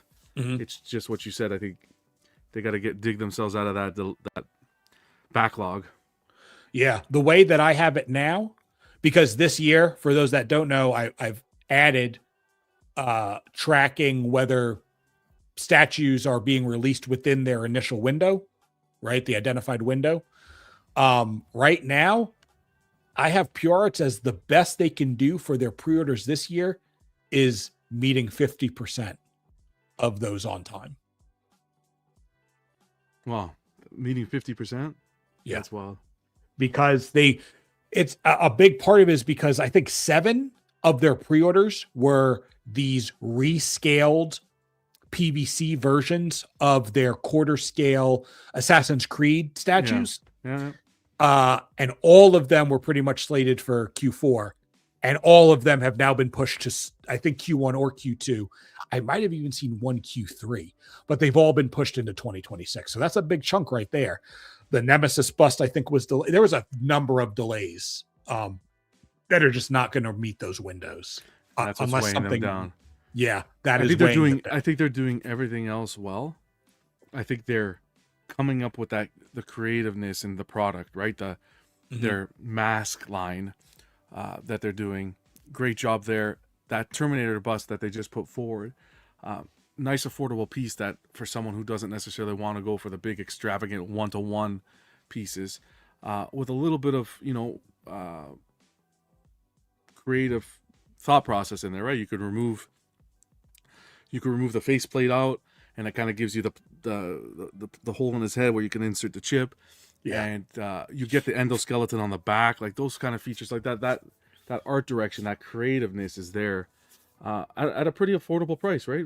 I think we're around $700 US. So I appreciate them doing that. But man, this delay issue will weigh them down big time. And all that creativity when it comes to a customer who's willing to invest in the company, invest in the product, it gets to a certain point where if that product's not coming out, like I said, they're going to pivot into another area and maybe pick something up that's better. Yeah. Yeah. I think that they do a good job too in regards to their art direction of maintaining a sense of consistency across certain lines. I think all of their Assassin's Creed statues pair well together. They all follow a similar art style. And typically, if it wasn't the same line, I would ding them for that, because to me, that's just more of a copy paste job. But they're all of the same line. They're all from the same game series. So having that design language kind of repeated throughout those statues, I think helps keep that line looking cohesive when you have them displayed together. So I do appreciate that stuff. And I think that exists across some of their other lines too, like their Borderlands line that they're kind of starting and things like that. So, so I think that's I think I just agree with the way you said it. They are doing almost everything well. It's just getting those production timelines and getting those delays down. And it's a positive from the mid-year, because at that point they didn't have anything released. At least it's moving towards a positive direction. Now it's in driplet form, but At least it's 6 releases compared to none is better than the none. Yeah, no, definitely. I will be increasing my grade from a C. I'm struggling a bit. I think I'm probably gonna go probably B minus. Okay, that's what I was thinking. Because I think they're do everything. I have no complaints about anything else. The thing is, I didn't have any complaints about anything else mid-year either, right? It was the same. I was in the same situation where it was just that pre-order. I gave them a C. The fact that they released the 6 pieces, I think I'll move it up to a C plus. Okay. Everything else, I think they're doing well. I love that they go on the YouTube. I hope they keep that up. The shows, they're one of the companies that I don't know what their costs are. They don't care about it. They're there at the show, showing off the product. Not only that, but they're communicating, speaking to collectors, doing videos, and so forth. I'm gonna give them a C plus though. I want to see that total releases number bumped up for next year, mid-year. I will also say too, this is a company where I'm pretty sure the guy that's like doing the streams, like that main guy, isn't he the owner? I always thought that. He the owner? I don't think he's the owner. Is he not? He's the owner. I don't think. I thought he was the owner. I always thought he was the owner too until someone said he's not the owner. Oh, he's not? Okay. He's fantastic though. They better. I was going to say that's the way an owner should interact if they're going to do it. He's the face of Pure Arts. When I think of Pure Arts, it's him. Yes, so. I agree. All right. This is I'm pretty much going to sit back on this one. Oh, Fuzzy. So, in case you need a reminder of some of their pre-orders, I think it's cool that they reach into some of that Korean specific IP like the Exuma, the Squid Game stuff. I think that's cool. Obviously, they're continuing strong with their DC stuff. That's not stopping anywhere. I think the Game of Thrones piece is really cool. And it's something, at least for me, it just looks it feels so different because it's not just the standard person standing there. It's not just the standard museum. And then the Exuma is not either. But to me, that the standout is that fucking Skull Knight. It's very artsy, right? It's not just for representation. There's so much more there. Release wise, here's some of what we've gotten. Guts very recently getting into hands. So let the games begin. Yeah. A minus, A. Wow, high ratings last mid-year. Wow. Yeah, we were high on J&D. Yeah. You had the I had the whole I'm just gonna let you go. You want me to go? I feel like we had the high because they were almost my statue company of the year with that Superman Reeve last year, and they just came off of such a fantastic year of product. Yeah, they did, right? With the Indiana Jones, the Superman, right? They were doing Returns, Catwoman, Michelle Pfeiffer. God, that's a dream release. Now, I'm not going to get too personal into this because this is community centric. So I'm going to stick to business. I'm going to speak to how they handle situations and kind of remove myself personally from this. I think J&D makes some of the best product that we have on the market today when it comes to likeness, when it comes to quality of materials, when it comes to presentation. When I hear J&D, I think of class. Fair. And they weren't always like that, but I feel like from mid last year to this year, they really worked on it. They got to a point where, man, you look at the likeness on these pieces, it's wild. It's absolutely wild. And until you really hold it in your hand, like you forget, for me personally, you forget the whole silicone concept. It's just like, man, I have this character in my house. Now, with that being said, I think they were very careless this year. I think J&D was very careless running that business. We know the debacle that happened with the Catwoman, slated to release around this time of the year. They asked for payment for an early release months in advance. I want to say it was May. What was August? No, it was around August, I think. They asked for the payment. Hey, our Catwomas are ready. We're sending them out. The collectors sent them the payment. April. And then, Not was it April? It was early. Yeah, it was earlier in the year. Like, April, maybe. Yeah, maybe April. Because it was supposed to ship like May, June. June is when it shipped. You're right. It's April. Yeah. I don't know why I thought April. We're collecting the rest of the funds. Send it over. When is it ready to ship? June. Man, June rolled around. Guys, sorry, but we've collected all your money. But sorry, we have an issue, right? They faced that humidity and paint. Okay. And collectors sat back, and that's fine. And then, knowing they have the issue, they still sent out that product. And the amount of QC issues with that release will murder their grade at the end of the year. I think that release put a massive dent into them as a company this year. Sorry, go ahead. You were going to say something? I was just going to say, but John, there was a part of my understanding was that there weren't that many QC issues for that Catwoman.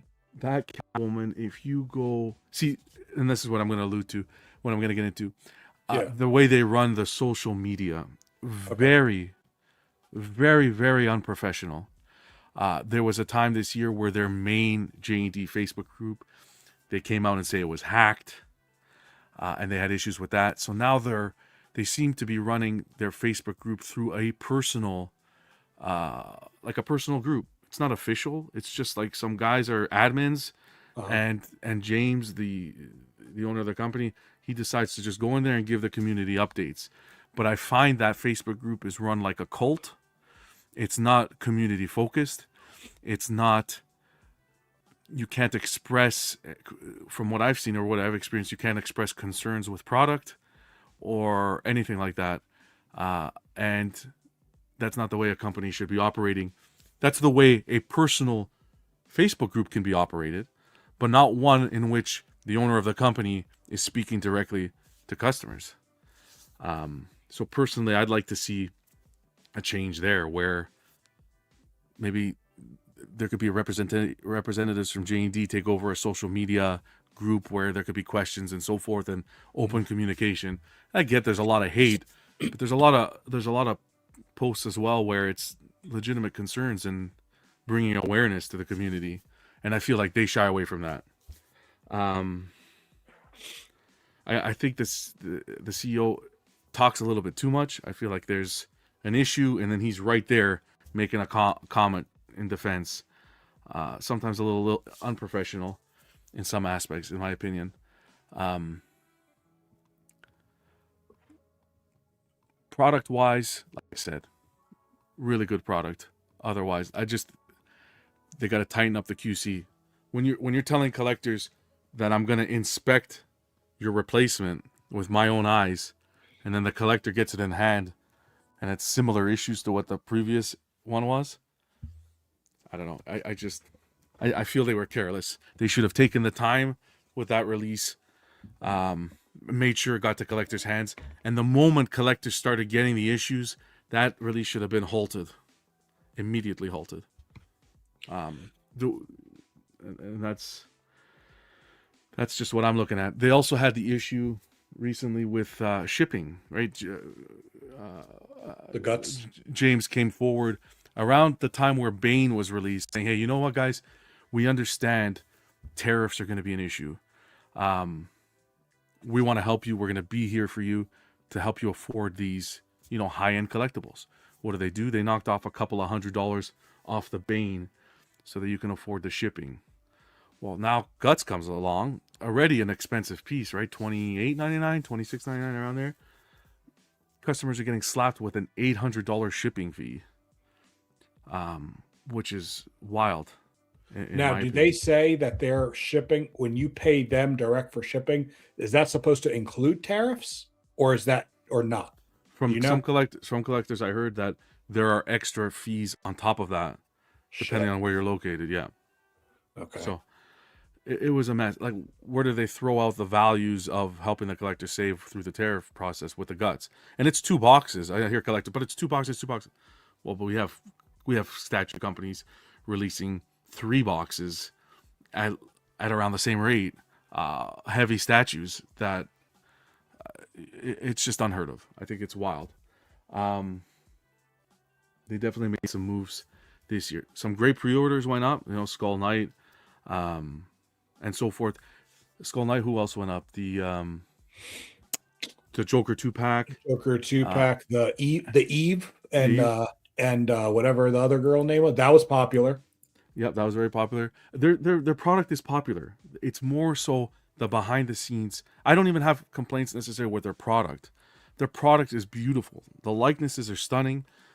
It's another level. It's like when you're a quarter scale collector and you buy your first 1/3. It's kind of that same feeling with the likeness of a J&D product. But business practice wise, man, they got to tighten up some of the screws and have some common sense moving forward. The QC was abysmal this year, if you ask me.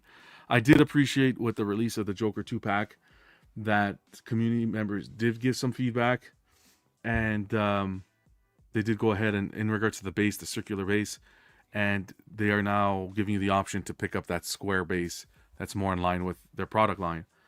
So I did appreciate that they were listening there. But I don't know. I mean, they've also, yeah, keep going. No, go, please. I said enough. I think too, in regard to, or in conjunction with you mentioning that they brought up, hey, we want to try and help you guys out. We know shipping is going to be a real pain, so we're going to knock a couple off the price. I think with that too, they also discussed wanting to be purposeful with having edition sizes that are meaningful towards collectability and not, just overproducing. But then you had some, I think like the Bane felt much higher than that. Well, and then did they decrease that? They decreased it afterwards. Right. And then they decrease it. And it's like, I feel like sometimes they do things and then say that, oh yes, we're doing this because we want to, because it's going to positively reflect the vision and the values that we're holding. But when I see what the changes they make, I just go, no, you just had to do that because it wasn't selling, or you had to do that because you knew you're going to have a real shit reaction to it. Yeah. But outside of that stuff, because that's still commenting on what you said, I think J&D numbers wise isn't looking as great as they were last year. You already alluded to last year was a big year for them. It was really good. Lots of positivity. This year, more pre-orders, less releases, higher prices. Yeah. I don't like that trifecta. They don't have I find this year a lot of inconsistency. That's a good word. That's perfect. That makes me nervous. It makes me feel like there's no control over the company, over the decisions being made. They don't know where they are. They don't know where to go. Sure, they're making great product, but I feel like running the business, it's where are they business-wise? Are they where do they want to go? Where do they want to be? They've changed now from J&Di's to J&D Beyond. I almost put that guy's head on a Buzz Lightyear figure almost, because that's what I wanted to do. But I thought you would. That was the first thing I thought of. But that's fine. You want to spice things up, okay? But again, some innovation with the Joker and the pivoting head and the motion there. That's nice to see as well. But, I didn't even know that. Yeah, they did. The neck is movable on the Joker, but at the end of the day, it's a 2.0, right? You're redoing. That's another thing. I feel like the direction that J&D wanted to take the company was, we're not a reissuing company. We're not a 2.0 kind of company. We're here for the collector. We want that collectability. That's kind of what they stood for coming into this market.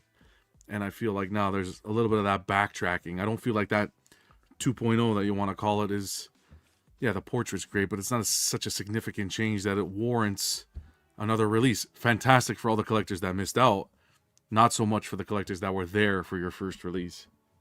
It's almost as though J&D had a moment of an identity crisis. Yep. I think that's perfect way to put it. Identity crisis is perfect. Yep. Do we still want to be the same company that no one really had many complaints about? Yep. So, okay.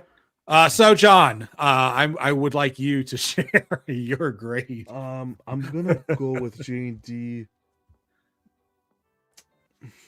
I'm gonna go a B minus. Wow. Yeah, I still really appreciate their product. I know I was very upset with my experience, but I don't know. You gotta, not everything's gonna be perfect. I'll give them another chance.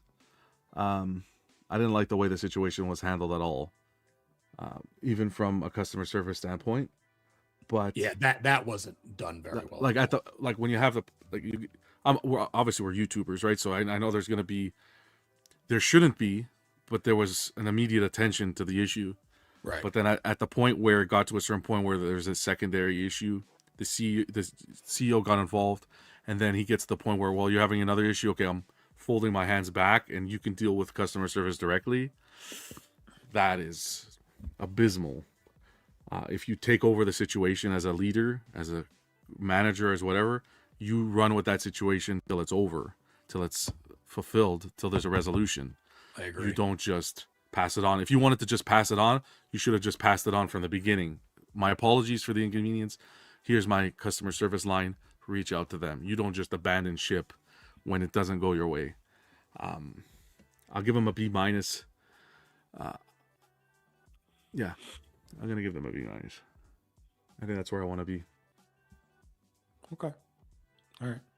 I am going to drop their grade from my mid-year A minus. I don't like what the numbers are showing. If you're going to increase your prices and you're going to put up a few more pre-orders, but you're not going to release as much, that's a little concerning for me. I do think there's a bit of an inconsistency, a little bit of an identity crisis, which isn't necessarily, it doesn't have to be a bad thing, but it did stir up enough that you probably shouldn't have even. That wasn't if you want to stir things up and you want to have an identity crisis, I could think as a lay person, I could think of some things you could do that wouldn't directly be targeting your consumer base in a negative manner.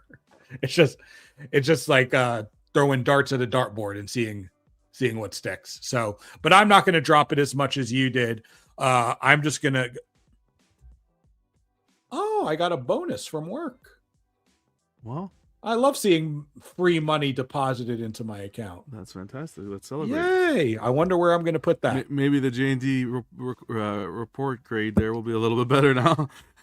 No, it's going to be a B plus for me. A B plus. That's where I was taking them. I wasn't going too far down, but this is not the A range of J&D that I was experiencing last year. For sure. No way. And if I could give some feedback, just to the management of the CEO, the management of J&D, if you're going to come out and use social media, we don't need to hear every post how you care so much about the community and this and that.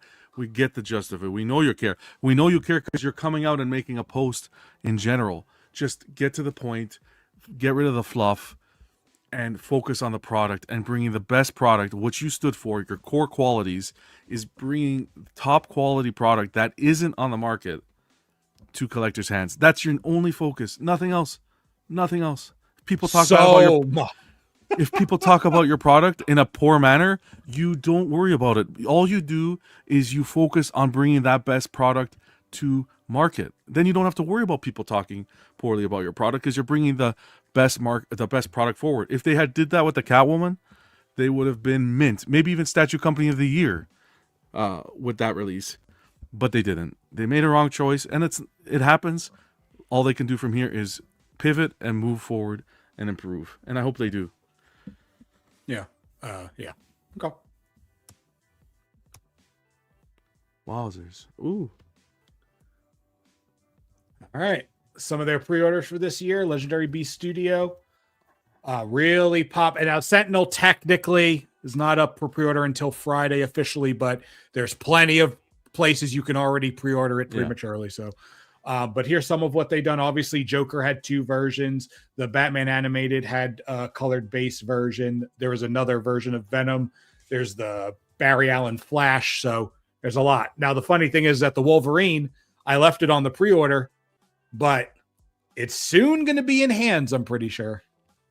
It's not yet. It's almost there. It's almost there. Yeah. Hoping it'll get out by end of year. What's ended up in hand? We had like 17 versions of Superman.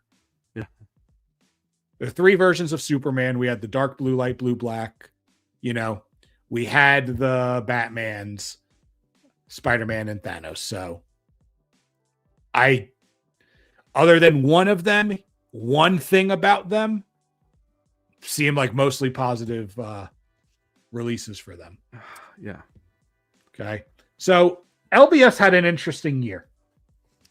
There was a moment where there was the announced collaboration with Tweeterhead, which also got Sideshow involved too.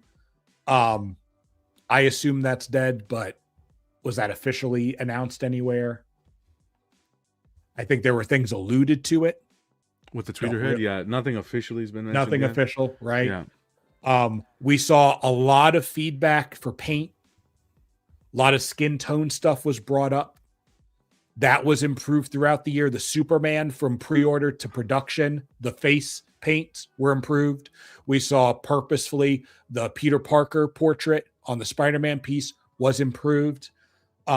This is a company with Jay at the head who, again, I have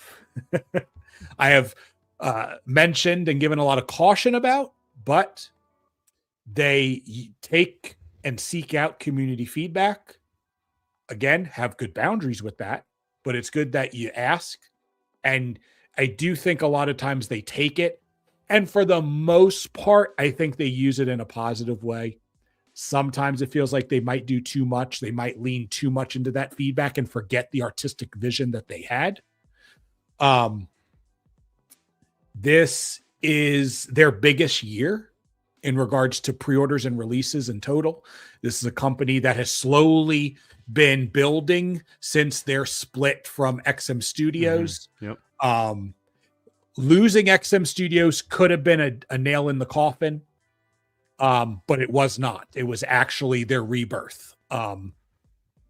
Phoenix from the ashes. If you don't, their logo. If you really want to get, you're such a nerd. Such a nerd. Continuing with low ESs, keeping and maintaining some sense of collectability there. Yeah. Still leaning heavily into their DC stuff. Marvel's coming up, but they made what I like is they made a statement that they were going to complete the Justice League. And look at what they're doing. Precisely. It wasn't, sales aren't that good, we're going to drop the last 1 or 2. Yeah. Which we see all that. Actually, we don't even see companies sometimes get that far, right? They make the big 3, you might get a 4th one, and then they start over in 3 years. That's what I was saying. So I really commend LBS for getting to 2 versions of the Flash, getting to, of course, Martian Manhunter. I think that is just a big freaking deal for them. It's a big deal for the community to have a company, at least for right now, that they can trust will finish a line when they start it. I don't think I realized. I'll preface this by saying there's probably some Sentinel effect, but I don't think I realized how positively I would be thinking about LBS at the end of the year as I do now. To get you to appreciate a piece that large is mind-blowing, to be honest. Yeah, because I do not like large pieces like that, but yeah. Right. LBS, like we said, it's literally a phoenix rising from the ashes over the last couple years and getting there slowly. Great. Jay's fantastic. Listening, communication's great. If he says something, he's going to stick to it. Vision of the company, we've always heard collectability. We want to keep the ESs low or to a certain amount. He cares about collectability, and he's doing that. I see that he's doing that and maintaining that.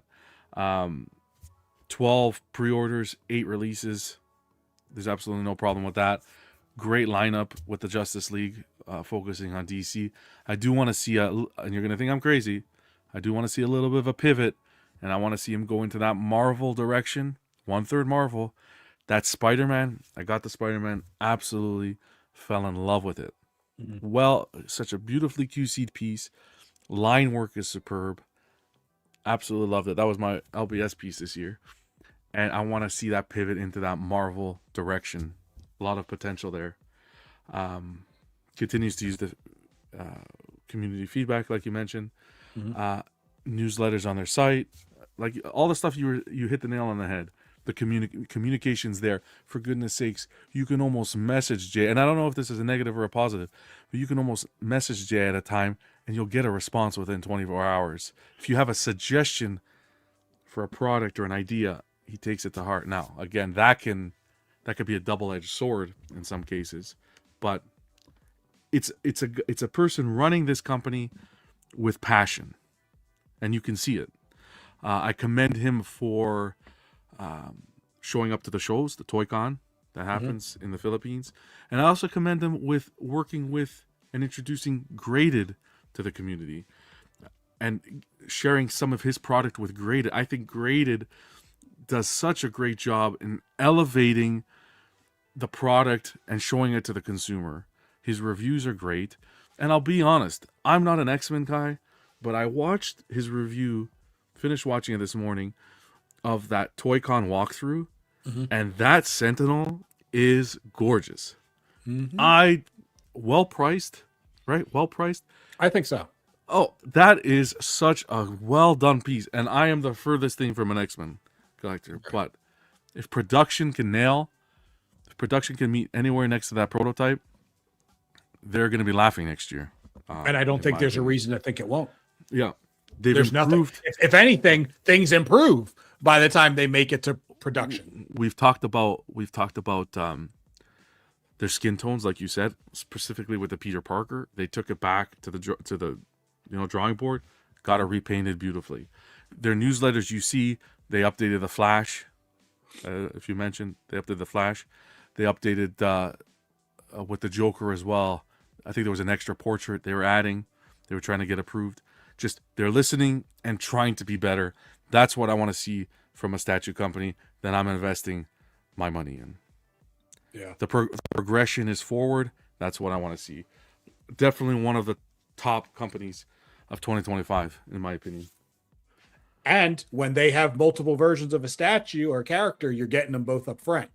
Yep. And in doing that, it's not just that, but it's the amount of switch outs they provide. Yes, I'm a switch out, stay in the box kind of guy, but I like having the options to decide what I want to display. I think I really commend the fact that they are trying to give people the option of capturing their version of the character as much as they can in one statue. And you can say what you want. Like, it may not be your favorite product, but the collectors who are purchasing the product and receiving them in hand are loving them. You can see from the statue awards, LBS is highly voted this year.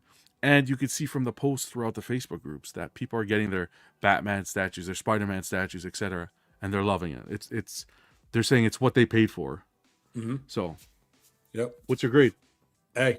I'll go first. You go first. What do you want? I said A. It's an A. A. That's what I was going to say. A. I move it up to an A. I went from a B- to an A. 100%. I don't even know why I had a B at first, but I definitely not giving a B now. Mid-year, I think it was more that Paint app, and we were that discussion there was going on. Probably releases too. Not a lot, not as much there weren't too many releases. Big improvement from mid-year. Big improvement. 100%. When going into this tonight, I was already at an A. So yeah, definitely. All right, here's some of what Queen's put up. There's a lot of John stuff on there. Some Ledge stuff on there. A lot of Ledge there. Oh, yeah, a lot of Ledge, yeah. A lot of Ledge. Yeah. Here's some of what's been released. I can't believe they actually did that. Venom and Spidey. I thought that got canceled. I thought that got canceled too. That thing is so ugly. But for you. No, I'm kidding. People like different things. All right. Wow, I went D plus mid-year. God damn. You did. You went D plus. I think it was their silence that was. I think the first part of this year with Queen Studios was pretty much all. Is the Batman color accurate or not? I feel like that was the whole discussion for the first half of the year in Queen Studios. Yeah. They noted that they were going to make a concerted effort to kind of decrease their pre-orders, not kind of keep playing around that 20 pre-order area, decrease, really focus on production. They've done that 2 years in a row now. Their licensing is still a bit unclear. You know, they mentioned, I think last year, they did their stream and said, you know, we're negotiating certain things. They brought up Marvel. They brought up this like that. To me, it doesn't seem like they have Marvel anymore. Maybe they do. I don't know. But it seems like they, with their real focus on the gaming stuff and the DC stuff and the movie stuff, nothing else in Marvel's come out since that Hulk went up for pre-order, I think. So it'd be nice to kind of know where their licensing stands. But, you know, again, their pre-orders are decreasing. I don't think their quality is, though. I mean, everyone loves those the Monkey Man statues. Wukong, yeah, everyone's going over the Wukong. And it turned out beautifully, and it's coming in hand now.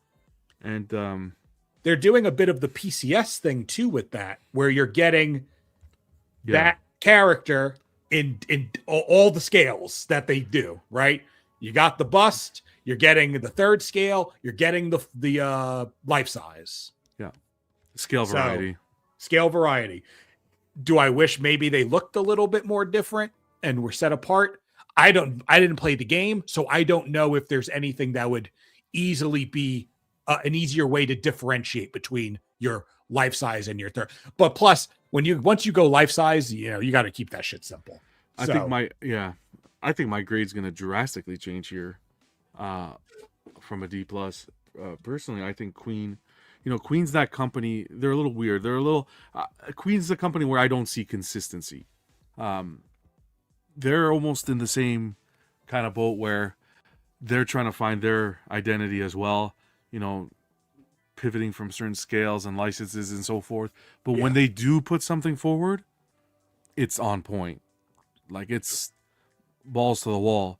I commend them this year for releasing or putting up for pre-order that T800, the animatronic, the innovation into that piece was stunning. Now, I do want them to work a little bit on their communicating with the community. I appreciate that they go on YouTube shows and have questionnaires and so forth, answer questions back and forth. But I do want to see them focus more on updating their customer base directly from their site as well, their social media, their email, because I think it's important, right? There's a lot of back and forth, right? We were watching, they did a presentation on that T800 that I was mentioning, the animatronic, and it was poorly done. It was in portrait mode, and you were watching it on YouTube, and you can hardly hear John speaking. And then there's a little bit of inconsistency in where they were saying that, well, we really care about collectors and collectability. So the whole thing with the animatronic bust was, are they going to do an animatronic only, or are they going to make a static one as well? Right. A lot of people wanted the static. And I just feel like there was a little bit of lack of communication as it was being asked in the conversations that, are you making an animatronic one? And the first comment right away was, nope, we're not making an animatronic one. We want to stick to the collectability of the product and our previous releases. We don't have any intention to release an animatronic one at all. And then as the stream goes on, it's like, well, okay, if you want an animatronic one, we'll consider it. We'll let you know by December 3rd or whatever. And then they announced that there's no animatronic one. It's only going to be static. It's only, there's no static one. It's only going to be animatronic. And then now they're backtracking a little bit more. I see a poll made. So just consistency there. It's point blank. You're either doing it or don't do it. Stick to your guns. But yeah, the way they present the product, I want them to work on that. I like the idea of them doing these kind of behind the scenes on YouTube and letting collectors see it. But I think they need to market it a little bit better as well. It wasn't well marketed. It was more like, as collectors came in, send this to your friends and put it up there. Make it a grand event. People were really looking forward to this T800. and I think it could have led to more sales and more success. But and the other thing is, they go to Wonderfest. They're really in the shows as well, which is nice to see. But the thing is, when you go to a Queen Studio show, you have no idea when you're going to see the item up for pre-order. Like some people discussing that Batman from the Dark Knight and the Joker, where do those go? Oh, You yeah. didn't hear anything from them. So kind of, if you're going to show it, give a little bit of a timeline. And if it's something that's dropped off the list, update the community with that. Not necessarily just through YouTube channels, but maybe through an email or through a newsletter that they can produce. I appreciate them giving the update on the Queen Hulk, but again, that's another delay that collectors have been waiting for. The all silicone Hulk. So I feel like they just got to get on top of their communication. Again, another example of a company that needs to focus on the communication with the community. If that's not their thing, at least with their customer base. Yeah, I was really, I was unkind in my opinion of their handling of the Hulk delay, because this is a piece that was due to be released in June, July. Yeah. And they didn't give an update until October, November. Yeah. At what point do you know it was going to be delayed? The minute you hit June or July, that release window, if it's not coming out, that's, hey guys, it's going to be delayed. You wait 4 months later to give an update? Come on. Again, a great piece with some innovation where there's the movement in the piece. But man, when you go have a delay like that with no communication, it almost a little bit sucks the excitement out of the whole experience. And I'm a firm believer that from the second I hit pre-order to the second I display the piece in my display, that is all part of the customer satisfaction model. So do you feel as though this is a company, because this is pretty much the company with the consistently the highest prices?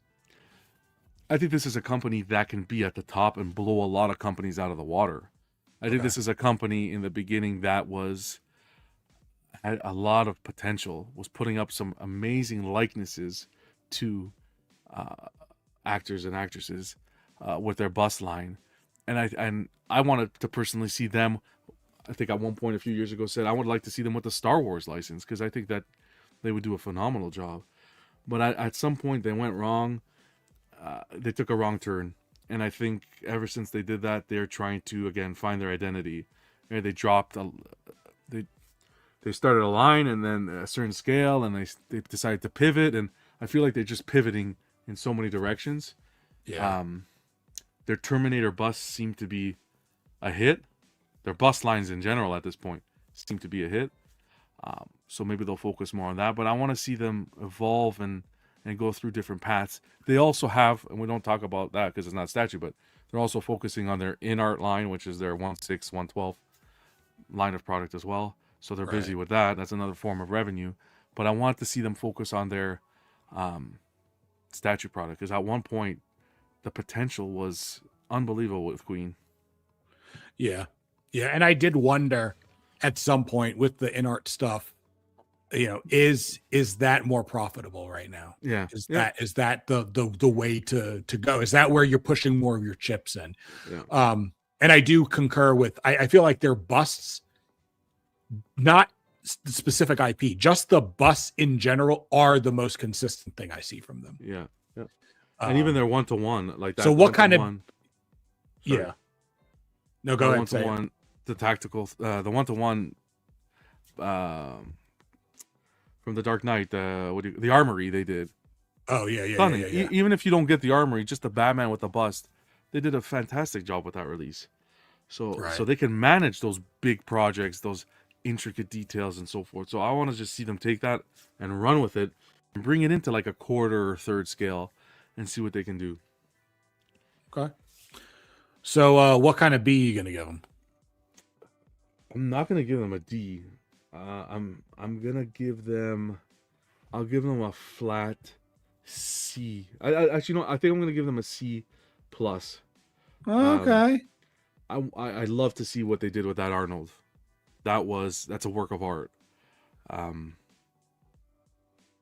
Few hiccups. They need to the way they presented it and so forth, but that really got the community talking, excited.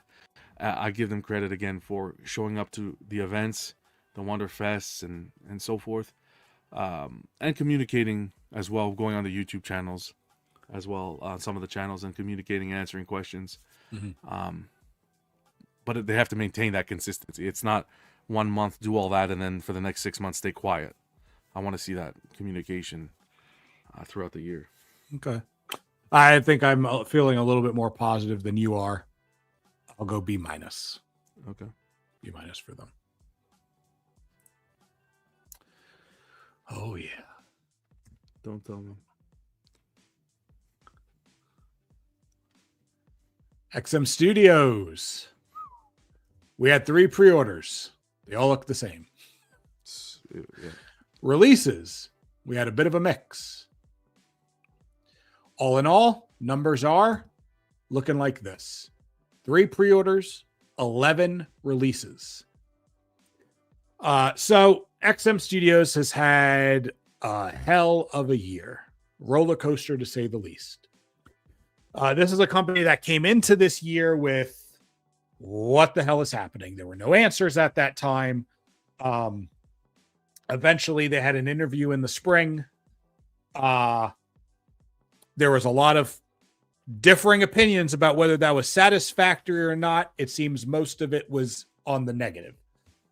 This is a company that did finally start shipping products again. As we can see, they got 11 products out to consumers. You had some shifts in terms of employees leaving. We saw an art director leave. We saw some other people leave. So we started wondering, are they starting to clean ship? Like, what's going on? There was talk about having some form of production update for their backlog. We never got that. We never got anything comprehensive. We had little trickles of information. And ultimately, I think that the big question for XM for me this year was, did they do enough? They stopped communicating as much as they were in the middle of the year. And it almost made me feel as though this interview, combination of just doing an interview and putting pieces out, means that they feel as though they've rectified the situation enough to just move the hell on. And that's kind of where I feel this company is. This company is not acting like a company that essentially disappeared for 2 years with everyone's money.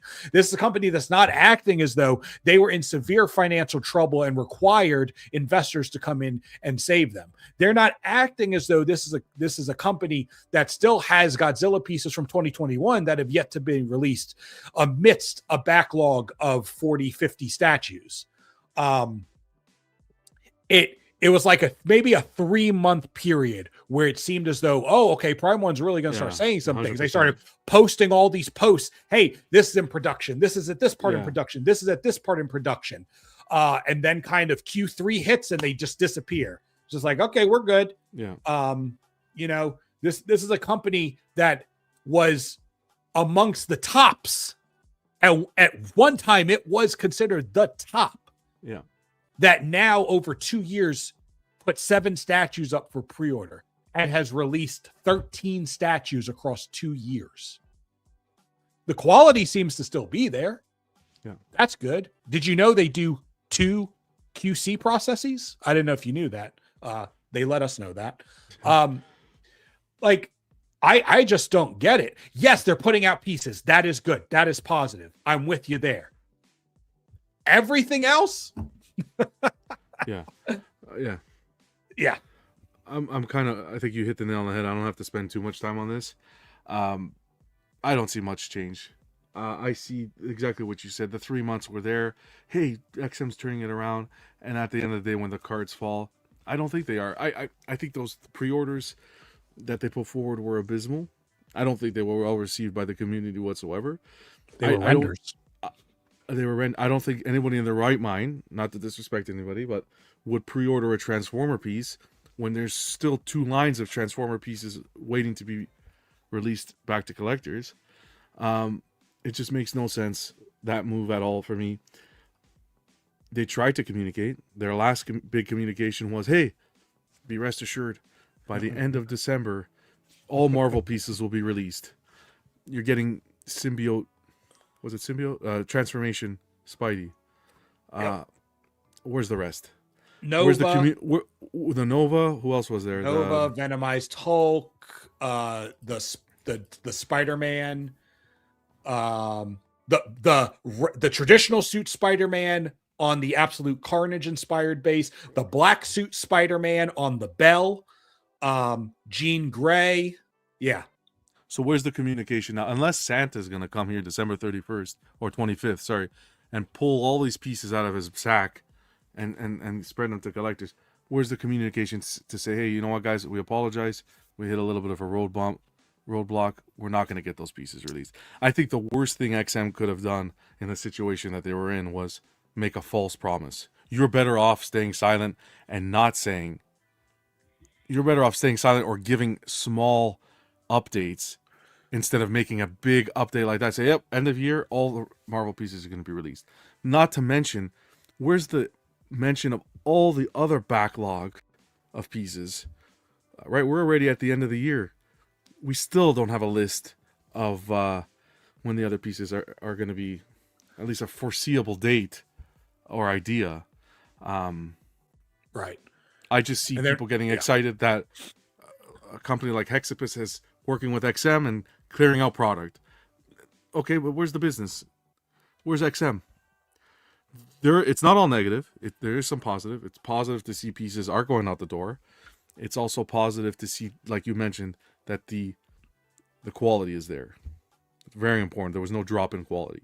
That's definitely two positives. But man, XM, I don't think they did enough. I don't think this is enough of a change to warrant any excitement or much positivity towards them for the end of the year. Yeah, it honestly doesn't even feel like bare minimum. Yeah.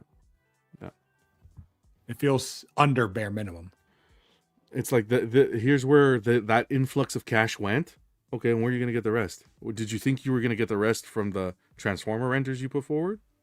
Because you sure as hell aren't.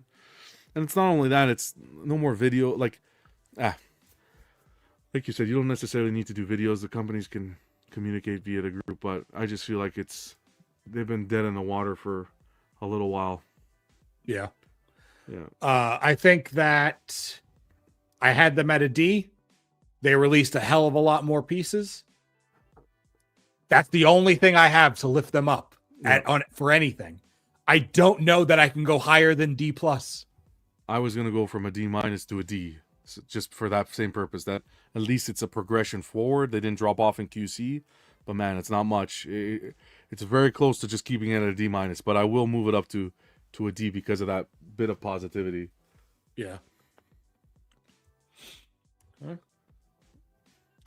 Is this one going to be You're a D+, you said, right? Yeah. Yeah, D+. Now, this is going to be an interesting discussion. There's no way I can capture the amount of pre-orders and releases they put out. Yeah. But they are the IP masters. You get a little bit of everything. Some of their releases, again, you get a little bit of everything, few different scales, all that. This is what I want to say about Iron Studios. For the most part, myself included, Iron Studios has been discussed amongst the pinnacles of statue companies delivering their shit. Iron Studios delivers a lot of shit because they make a lot of shit. Yeah. Okay? Iron Studios is also very late on things this year. Not just things that were put up for pre-order this year, but things that were put up for pre-order last year that have still not delivered. I think because I just started tracking whether things are on time or not, I'm starting to see a different picture from the very, very positive one that I have helped paint about Iron Studios and getting their things out on time. Yeah. They aren't doing that great. They're not terrible. They're not abysmal. They're not like PCS level delays or XM Studios delays or anything like that. And in the grand scheme of things, because they have so much, it's probably if in percentage wise, it would probably look small, but it'd be a large number because they produce so much. Yeah. I think Iron Studios is still strong in their art design. They still put out 10 scale statues that people continue to clamor for a larger scale version of it because they like it so much. I love their updated website. It is so much easier to navigate. I like the production status bars they have on there. There's still some cleaning up that needs to be done on their website in regards to having multiple entries for the same statues. And it's kind of hard to tell which one's supposed to be the one that is current, which one was a placeholder before it went up for pre-order and things of that nature. Just like every other company, Iron Studios is one that has increased their anime and gaming pieces. They're really upping their pre-orders this year. We kind of already discussed early on why that may be the case for some companies, trying to spread the wealth a bit. They really didn't do a lot with larger scales this year. I think a part of that is because some of their larger scales from last year have been pretty delayed. The Skeletor third scale, I believe, was already supposed to have shipped. The Cyclops was supposed to have shipped. Neither one has shipped yet. So perhaps we'll see a bit of a shift there. Maybe not. And we are seeing a bit of a price increase, not a lot, but a bit. That $250 to $500 range, they are playing with a lot more now. Personally, I still feel like Iron Studios has value. I think when you're in the $400 to $500 range, I can understand why people would be a little bit more wary. I still think this is a good company.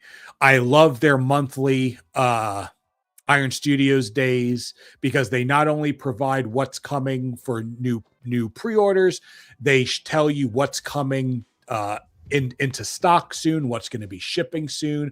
I appreciate that they have that. They have good personalities on their streams, even though they're all Brazilian.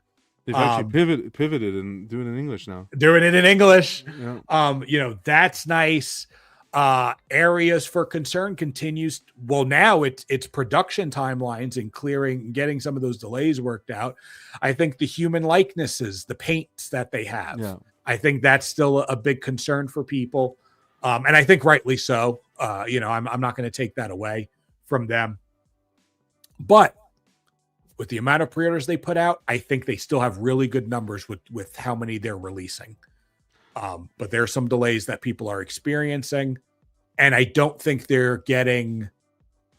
It doesn't seem, based on collectors' reactions, that they're getting clear communication from Iron Studios in regards to where those pieces are at. Yeah, that's one thing they need to work on.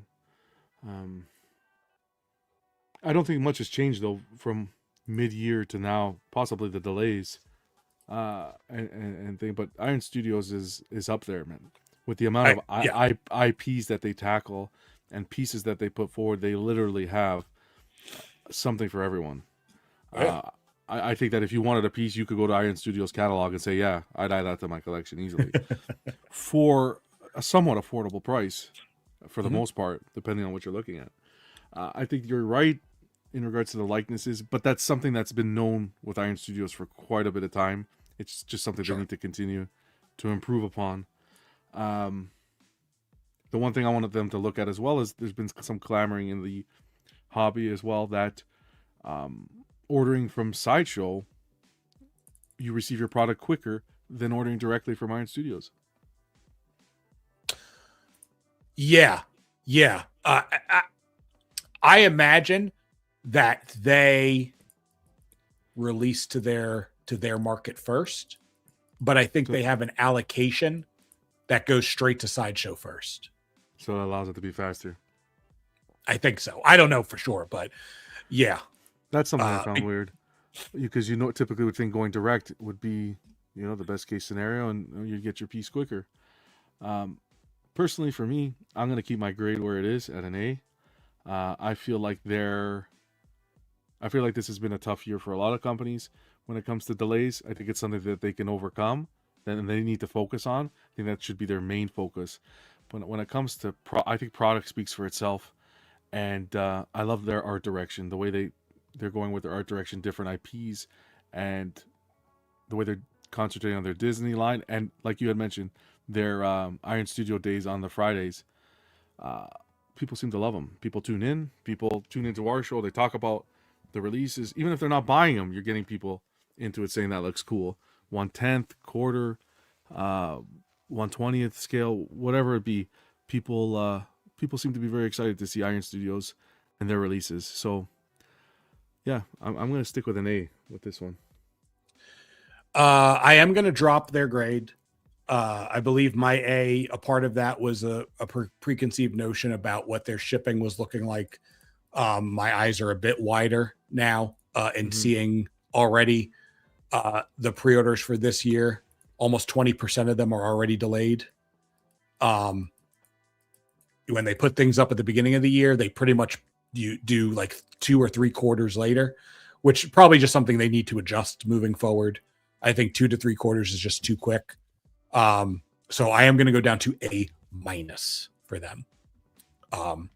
If they shape it up, you're right. They can get control of that and fix that. And should that happen, that will be reflected in their next grade. But for now, I will drop it. Perfect. This one should be real quick. Next. No, I'm joking.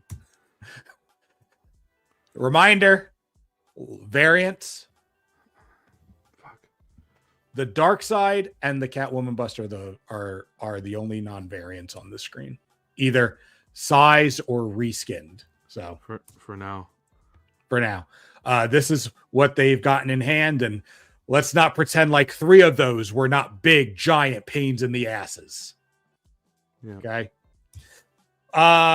Yeah. F. Straight F, eh?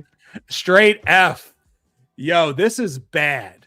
Yeah. And a lot of the F is from words from the mouth of the owner. Yeah. Steve F'd himself. Yeah. That's there's no level of professionalism. It's just simple. There's no level of respect for the customer base. It's just so simple. That's all it is. There was no level for the respect for the people who invested in the product to get the company to where it is today. There's no respect. There's no honesty. Just disingenuous. F-. Is that possible? I think you just do F, but yeah, we can do F-. No, I'm kidding. F. Has anyone received a refund? Because my understanding was if they want a refund, they can get a refund. I just can't with this company. They don't feel like a company. It feels like a backyard project. And they're getting product out, but that's to the thing because of I think Sideshow, right? That's Sideshow finally getting that push to that product, and I think it's a little too late. I think a lot of people lost faith. I agree. If we see him fulfill, because that's the thing. The Beastman and the Gillman that have been received, that's all Sideshow's allocation. It's all Sideshow's allocation, yeah. Right? We have not seen Tweeterhead directly deliver anything, and I don't think anything's supposed to come till, is it January? I think so. Well, we saw supposed to be anything. We saw the suffocated Doomsdays with the plastic over the head, but other than that, you're right. So and it's sad because from what we're seeing, it's a good product. It's a quality product. Yeah. I don't think the product quality was ever in question. It is literally everything else. Yeah. Everything else. So the only positive thing that came from Tweeterhead Direct this year is that they stopped putting up pre-orders. Yep. My thing for next year would be stay off of YouTube and communicate via your website and start up your own YouTube if you want. But you need to get your shit in order. And if you're going to say something to your customer base, stick to it. If something changes, update them. Don't just say, like, we're how many weeks in after that interview and no refunds? I think Yeah, I was at a point where it's, be respectful, but man, if I'm as a customer and my money was being held hostage that way. Do they have their own Facebook group? They had an official Facebook group that was taken down. Okay. But I think they have like a company group where you can't post. It's just them posting. All right. They used to have like a community group that was official. Yeah, I think I recall that now. Yeah. But okay. Yep. You got there's no recovering from this year's just done. They gotta sit back, reconfigure. From what we heard, there's some help from a third party. Maybe it's Sideshow, maybe it's someone else. We don't know. But hopefully that help can get them on the right track and moving forward. Or else, I'm going to say this again, if they can't, just close up shop. There's no point in hanging on to hope and dreams and people's money if you're not going to be able to deliver. Agreed. So, man, Twitter Ed, you went down. Sorry. Adios. Next. All right. This will be spicy. Oh boy. All right. So let's remember their pre-orders. God damn. There you go. That's all you really need to know. So some of their pre-orders, right? Again, this is another company that has a variety of IPs. Entered Star Wars, pretty hard. Continuing with Transformers, even though one got canceled. The fine art bust is really starting to take off. A little bit of everything. Some of their releases this year. I feel like people forget about that workout Street Fighter crap. Jesus. People might have even forgot about the Morgan. I think people who had the Morgan on order probably forgot that they had the Morgan on order by the time that thing got delivered. That's what happens when you delay, and another company steps in with a better product, in my opinion. But that's what happens. I agree. I agree with you. Prime One's Morgan is much better. Yeah. A lot better. All right. So I will relay the positive that this company finally is releasing shit. The problem is that not everyone is happy with the production quality that is being received by them. Mm-hmm. Not everyone is happy with the QC or lack thereof that seems to be presented. This is a company that has been inconsistent, which I think has been a big problem for them. And they continue to be inconsistent with what they are delivering. There's a reason why people keep going back and saying, but the turtle line. Yeah. That's because that's the only thing that has consistently come out good. Yeah. And even that has some concerns when it comes to how they do the weapons and stuff. But I digress on that point. 2025 has been an inconsistent year for PCS beyond just the statues. PCS had website issues all year. The old website had issues. They made a new website. The new website had too many issues, so they had to go back to the old website. There were issues with the person who was designing the website. I still don't have my points. They started in the early part of the year. They started having more of those unboxing videos for assembly and stuff, and then it just disappeared again. The art direction is non-committal. This is a company that this is probably my biggest frustration with PCS is this. This is a company that will put up a statue for pre-order. Here it is. Give us your money for this. Also, later on, somewhere randomly on Facebook, we're changing this, we're doing this, and we're going to give you this. Yeah. Not communicated to customers. Yeah. They use their Facebook too much. Yeah. They don't use the email enough. There are, at the end of this year, I made a request for a shipping update. Okay. A comprehensive one. Part of that is for my tracking.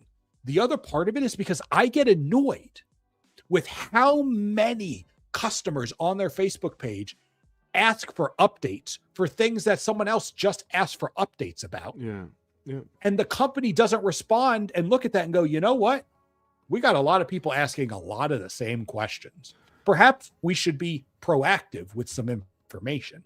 They don't do that. They just don't. It bugs the crap out of me. And like we've discussed with so many other companies, email the customer if changes are being made. Email the customer if you are changing something in the factory because you didn't like the production on something. Email the customer if and when it's delayed. Why are people having to come to Facebook searching for answers? Yeah. Yeah. I think you hit and you keep increasing your prices. I think you hit a lot of nails on the head there. I think the nail in the coffin for them this year was right at the beginning of the year when they changed their terms and conditions without publicly informing their customer base. Not only did they change their terms and conditions to a complete debacle of, you would be crazy to order direct from PCS. It is the worst return and refund policy with the current terms and conditions. But not only did they do that, they changed it early this year and automatically grandfathered all previous pre-orders into these new terms and conditions. If that was the nail on the coffin right in January for their whole year, art direction is great, in my opinion. I think that, they have a lot of strong names working with them, strong artists, but at the end of the day, your prototype will only get you so far. It's the production and factory work that gets to the collector's hands that's the most important. Prototype is fantastic to get people excited, but if your production isn't coming anywhere close to where the prototype looks like, what are you going to expect? Do love the art direction, the creativity, but man, PCS is just, when it comes to getting stuff in hand, the quality just needs major improvement, in my opinion. I'm not even that tied up about the price point. If you put out that Ghost Rider that's stunning at that 4K, yeah, that price is astronomical, but I'm telling you that if that production came close to that prototype, they would have a customer base for that Ghost Rider. Because I think that Ghost Rider would be one of the best on the market, licensed on the market. It's stunning. But I, as a consumer, don't have faith in the company giving me that as a final production product. So that's where they have to get me as a customer. And I would happily buy a piece like that. What else was there? I appreciate that they took, I don't know if they took feedback or they looked at their thing, but we were saying this last year, pull back those pre-orders. Way too many pre-orders were being put out there. And it's exactly what you said they did. So that's appreciated for sure.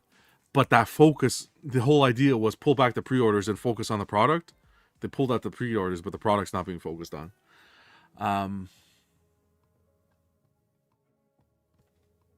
I think my biggest problem with... Oh, no, you got it. Just one last thing. It's on my top of my head.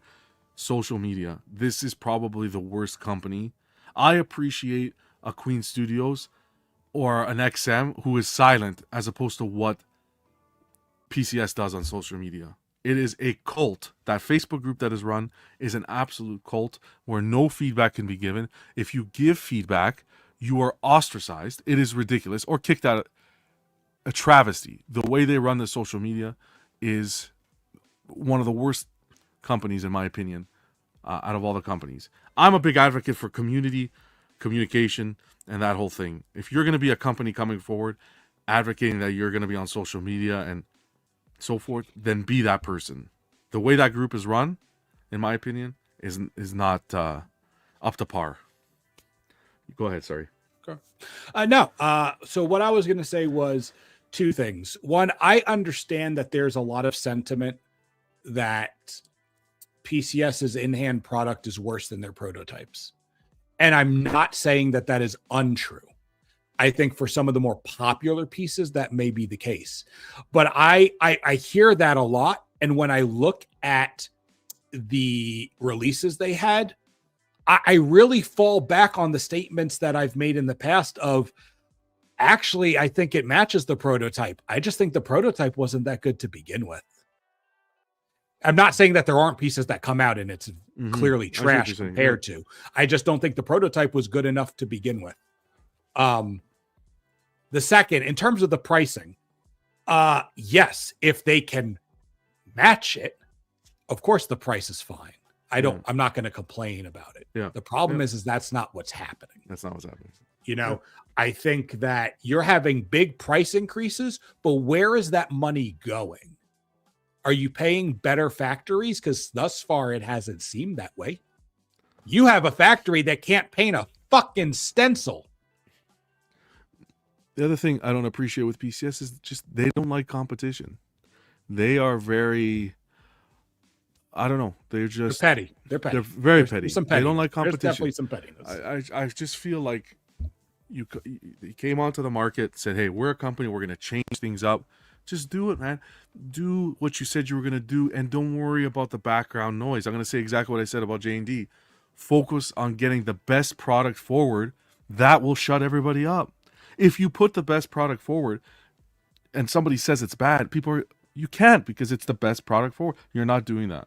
You're focusing too much on the outside noise and what people are saying, and you're not focusing on your vision, your original vision, and your company.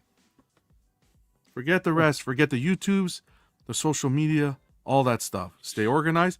The Tuesday reveal, Tuesday teaser, they blew their load in like 1 month. Bro, scatter that shit. That was... Motherfucker, I'm still waiting for Toy Story. Like, what the fuss? Like, come on, man. No. Oh, God. Yeah. My grade here is going to go down to a C. Wow. Yeah. Okay. I'm going up. Yeah. Because I don't think anything has changed. Ultimately, I think all the shit is the same shit. But that was taken into consideration at my mid-year. That's what I'm saying. Okay. I'm saying, so my thing is, all of the shit that we just talked about was the same shit. Like, it's been the same stuff. It hasn't changed. However, at the end of the year, what I will say is, so ultimately I would leave my grade alone, except I really like that the pre-orders were pulled back and releases were increased. And pieces that were long delayed have finally fucking made it to collectors' hands. So I will move mine up to the C+ that you originally had. And I will move mine to the C-. Okay. What did I put? C. You were C+. Okay. Mm-hmm. No, not C-, C. C. Not C. Okay, so we're just swapping our grades. We're just swapping. Yeah, I'm just okay. C. Yeah. Awesome. All right. Last two, baby. We're getting there. Last two. Here we are. Oh, boy. Prime One Studio. My favorite company. Fuck. Pause. Lots of pre-orders. Lots of stuff, man. Lots of stuff this year. Stuff. Oh, boy. Lots of exciting stuff. Releases. Zilch. Lots of stuff. Not as much as the pre-orders. Not as much, yeah. But lots of stuff. Again, variety. Okay. I'll let you start off some Prime One. You're gonna let me start off? What the? Heck you, buddy. Go ahead. Prime One's tough. I feel like out of all the companies that we've talked about so far, Prime One is the most consistent to a certain degree. Okay. Consistent in their social media presence. Mm-hmm. Consistent with how they deal with customer concerns. Mm-hmm. Consistent in quality control and art direction. I think where there was a little bit of inconsistency this year was with the delays, right? A lot of delays this year. But where I do give them credit and a little bit of appreciation is with the delay came an email to the direct customer. Sure. As well as posted on their social media stating the reason for the delay and I think an updated expectation, like updated release date. Mm-hmm. Product speaks for itself. They've definitely pivoted away from DC, more of an anime gaming, kind of focus. Some comic as well, and I don't see them necessarily moving away from 1/3 as much as they. Of course, they're not producing it as much, but I think there was a time where we were like, they're going to be completely done with 1/3 almost, is the kind of the feeling we got. And I think some of the releases that they put forward this year were some of the most exciting pieces that were put out from all companies. Red Sonja, for example. I appreciate what they did with finally listening. Well, I won't say listening, but putting forward that. Don't let it listening, because that changed quick. So that's where they bite themselves in the foot. Bite themselves in the ass again, is that communication via the Facebook group. But the fact that they finally put the Hush Catwoman forward, like, that's something I wanted to see. A lot of requests went for that piece, and they finally put it forward. I also like they're kind of trying to initiate a little bit of incentive for the pre-order. We saw it with the Wolf Predator. We saw it with this Baylet set that they just put forward, where 5 people would be chosen for the Awakened Baylet. Stuff like that is kind of what gets me perked up, because I'm one that's been asking these companies to kind of incentivize pre-ordering, and there's been a few companies doing that this year, but I give them credit there. But man, I think Prime 1's biggest fault, even price point, I feel it kind of feels like it's a little bit lower for the product you're getting compared to what we were seeing earlier with like their Terminator line or Batman Tactical Throne, where it seemed like they were kind of testing the waters to see how much they can charge for a product. But we see stuff like Morgan and Lilith at $1,099, Red Sonja at her price point, which was 14, I believe. For what you're getting, I see the value there.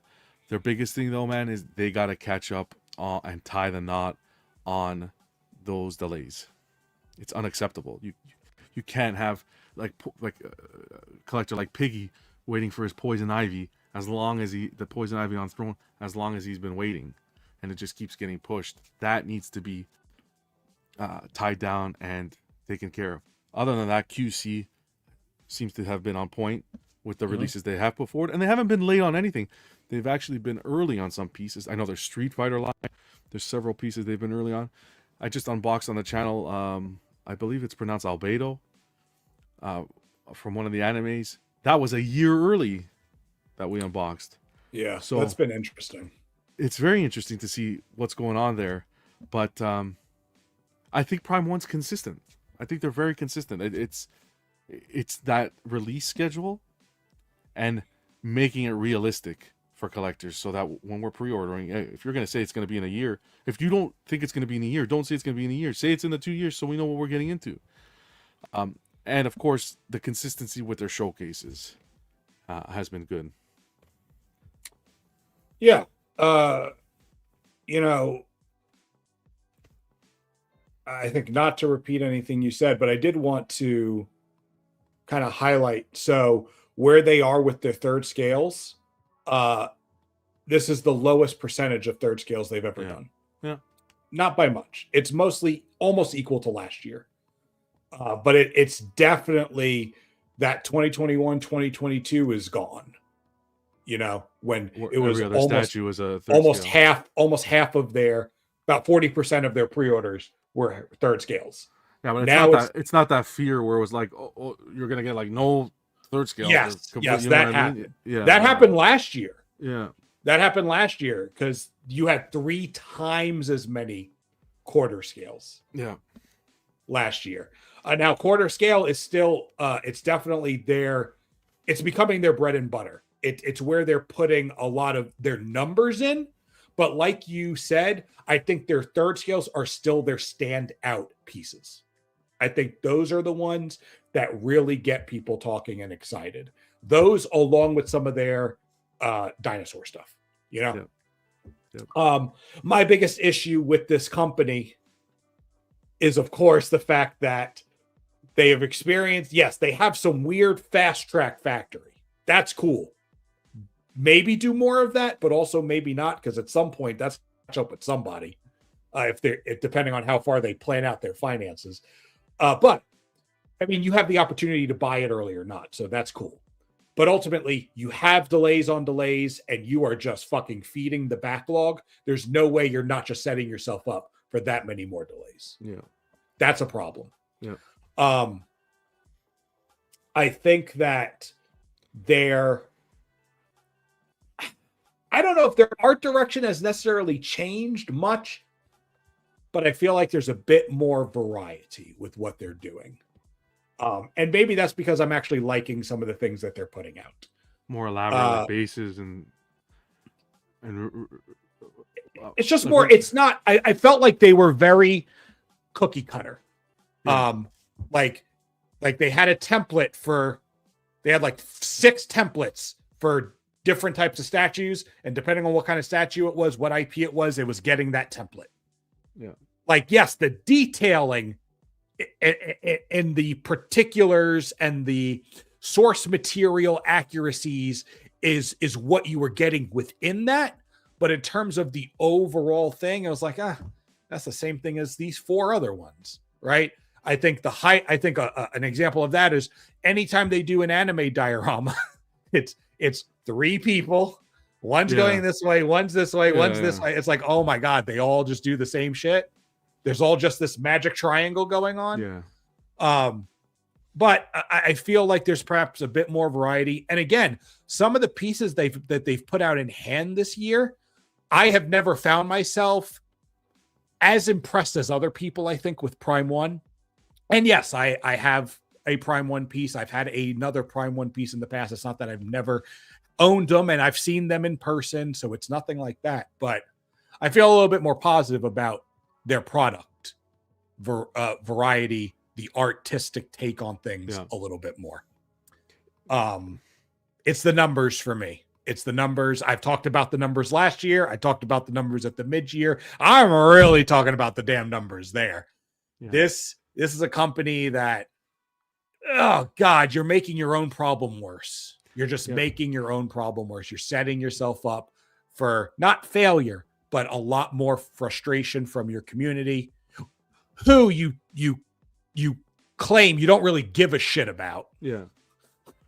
So that's another thing is the social media, again, another issue where it's filtered and you can't necessarily express everything gets filtered. If you have something bad to say about a piece, it's not posted. That's just simple. I mean, shit, even if you just want to ask something or give a suggestion, it's like, fuck you, we're great. Depending on, pretty much, right? Well, that was with the Catwoman, is we made the changes of what was the other one about the showcase and the AI. So we were saying that it was AI, some of the announcers or whatever, and there was a big backlash. Even when you brought up the symbol on the Guts Casca piece. Oh shit, that was shut down real quick. The brand of sacrifice. I wanted it green instead of the red. Yeah, instead of the red. They're like, nope.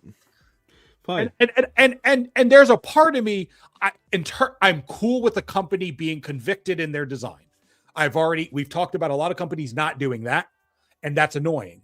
Like, have some conviction. I'm cool with that. You don't have to be a fucking prick every time you say it, though. Yeah. Like, come on. And it's one thing to be, you're confident in your product, but at the end of the day, it's your customer base that you have to focus on. They're the ones buying your product and keeping you in the business. Yeah, you want to keep them happy. And I'm just tired of hearing it's a cultural thing. Money isn't a cultural thing when the money comes in. So just get someone, if it's a cultural thing, then stay off of the group and get someone who can reply. And I think they're doing better at that. You don't see as much as that anymore. You don't really see them in there anymore, to be honest. But I actually just tagged both of them to see if we could get an answer for that reissue that people are talking about. But I don't think it's a reissue, but that's all can of worms. No, I think it's just reopened. I don't think they fulfilled to finalize to finish the existing ES, or at least just sell more of it. I think I do want to give them credit as well. Moving away from Blitzway with that Real Elite Master line, it seems like they were able to kind of internally maintain that level of quality with the portraits. We're seeing it with the Paul Atreides that's been in hand.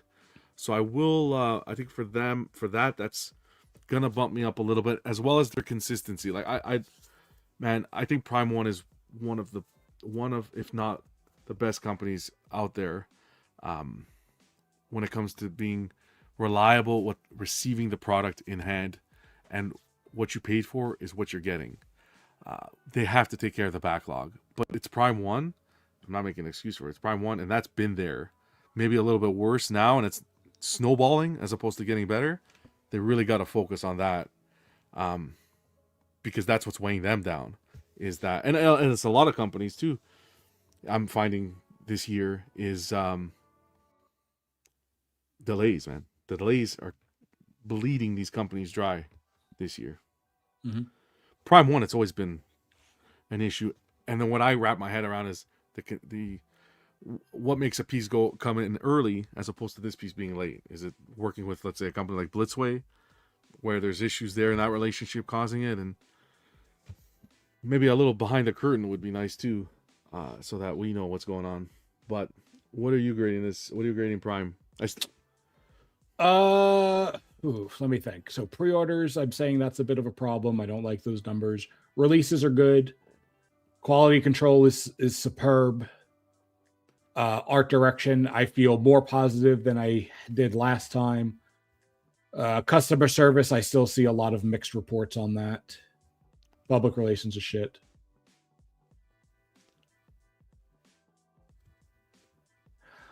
I think I'm just gonna leave it.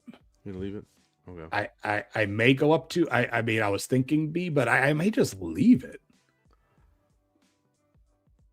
I don't know that anything has necessarily changed much from my first grade to really bump it. Yeah, I think I'm just feeling a B plus. On this one, I'm gonna go B. For me, I think price point for what's being offered, and for me, the big one is that Real Elite Master line. Being able to showcase that and then deliver upon what was showcased under your own umbrella, I think that is a bit of an improvement this year for sure. And maintaining the consistency really on the actual product. Yep, those are fair points. Very fair points. This could have very well been an A rating if it wasn't for that backlog. That's what's holding Prime 1 back. Prime 1 could be at the top. It's that backlog. I agree. And that brings us to 1. The last one, eh? Oh boy. People might be surprised with where I go with this. Big S. All right. So we got some pre-orders. Pika. Pikachu sold well. Cyclops, piece of shit statue, sold well. Man-Bat sold well. Venomized Hulk sold well. So Luke, very expensive. All right. Some of their releases this year. So sad about that freaking MODOK. Fuck. Can't believe it's still available. 200 ES. Can't believe it's still available. That 200 ES. I want one too. I want one of those. I think I'm gonna grab one of those. I love it. All right, let's talk about Sideshow. I saw Sideshow take a step back in some areas this year. Really? Okay. Or one big area, I think. Yeah. Okay. So Sideshow has always been the customer service king. Yeah. And I think they still are. But with lower edition sizes, we're seeing less possibilities for replacements. Oh, that's and a replacement fantastic parts. Point. Fantastic point. Yep. And I think that's a problem for a company that hasn't fully nailed down their engineering all the time. Yeah. I think that I think that was the big area in which they pulled back a bit. I think the other area, it's small, but it exists, is Sideshow used to has had consistently a better release to pre-order ratio. And this is the first year since in 5 years, this is the first time they have blown past, I think the last high was 42 pre-orders. Now they're pushing over 50 pre-orders. Yeah. And you're just seeing a larger difference there with not enough releases to back that up. They still have some time. There are some pieces that are supposed to release by end of year, and I have seen no out of the box for, like the Cad Bane premium format.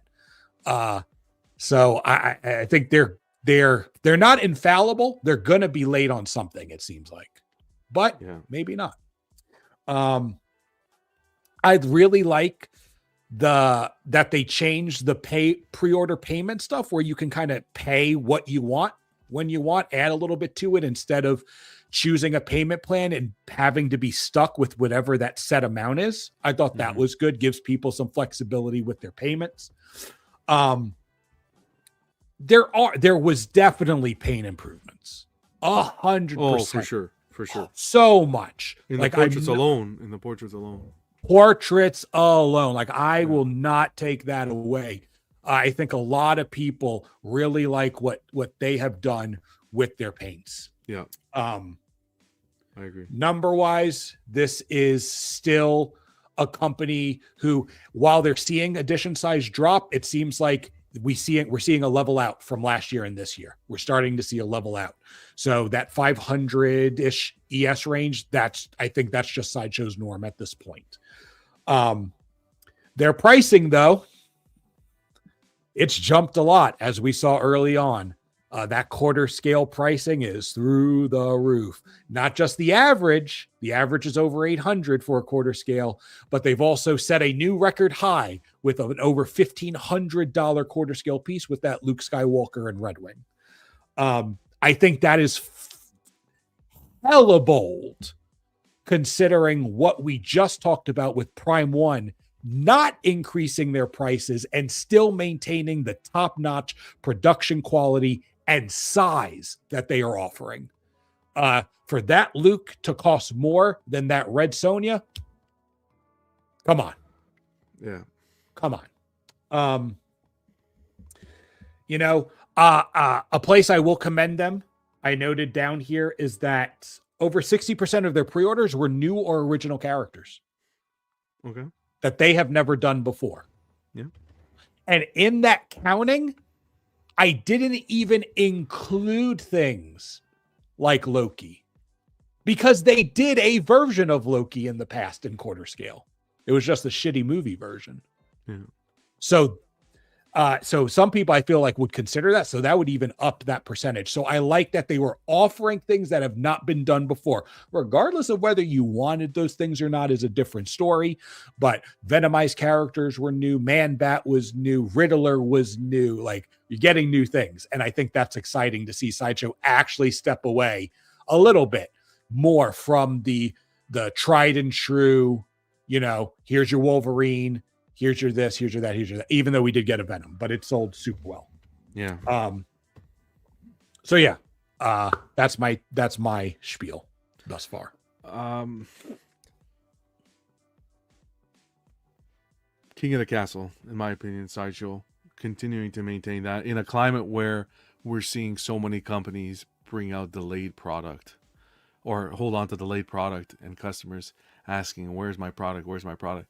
You have a company like Sideshow whose you really just don't see products being delayed that often. You might get one or two, but man, when they put out that delivery date, they try their hardest to stick by it. And yeah, are you going to get a few pieces with some QC issues? We had some pieces like the Magneto, Vampire's Lust, Succubus. But I think when you're comparing to the amount of pieces that are released, I don't think that becomes an issue. Of course, I want them to maintain the thought process that it's not pump out and the QC becomes lackluster. You got to be on top of the QC.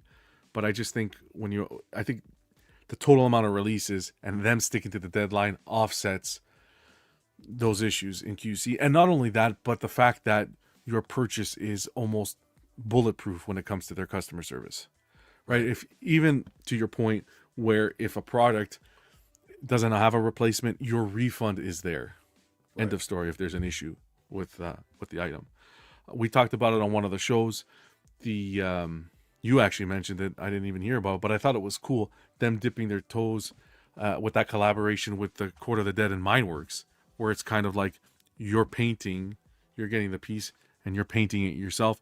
They're going to come out with a whole brand of paints and acrylics and all that stuff. I thought that was a really cool move of them trying to, step into a different market.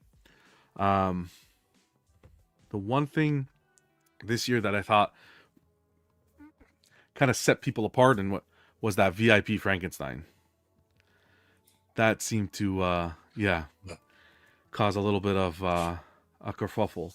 Not to say that it's bad. For me, I appreciate it. Hey, you got an email, too bad. That's just how life works. Maybe you'll get one on the next one.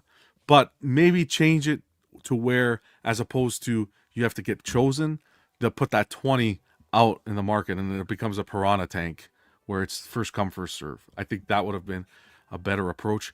But I do appreciate their approach at bringing some of that exclusivity back to market. For me, Sideshow, look, again, another company that offers a little bit of everything for everyone. And really, at the end of the day, I think when we lay all our cards, is the backbone of this collecting community. Because I think a lot of the companies depend on Sideshow to get their product out as well. So I think that in itself says a lot. Says a lot. Price point? Yeah, the prices went up. But I look at it like this. You notice a difference in paint quality. You don't think that the price will be affected? It's tough for me to look at a Prime 1 piece and then look at a Sideshow piece and say justify the price that way.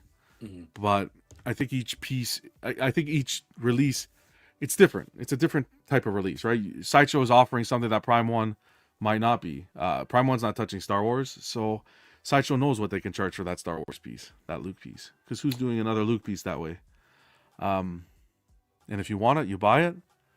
But they have to be very careful because that can lead them into a rabbit hole where people aren't pre-ordering. I think what hurt them with that Luke release was the marketing. I think that piece should have been marketed as a special exclusive, like elite release. This is top notch. Yeah. Creme de la creme. And I think that would have shined a different light on that release as opposed to just a regular release going up on their site. Right. Yeah. Just another premium format. And that's the way $1,600. Exactly. Yeah. So just a few tweaks there. But for me, I'm going to keep my grade at A with Sideshow. I think the end of the year great. And I think them meeting their deadlines, really just continuing to. It was throughout the whole entire year. They just met their deadlines. And that customer service. Yeah. This is a tough one.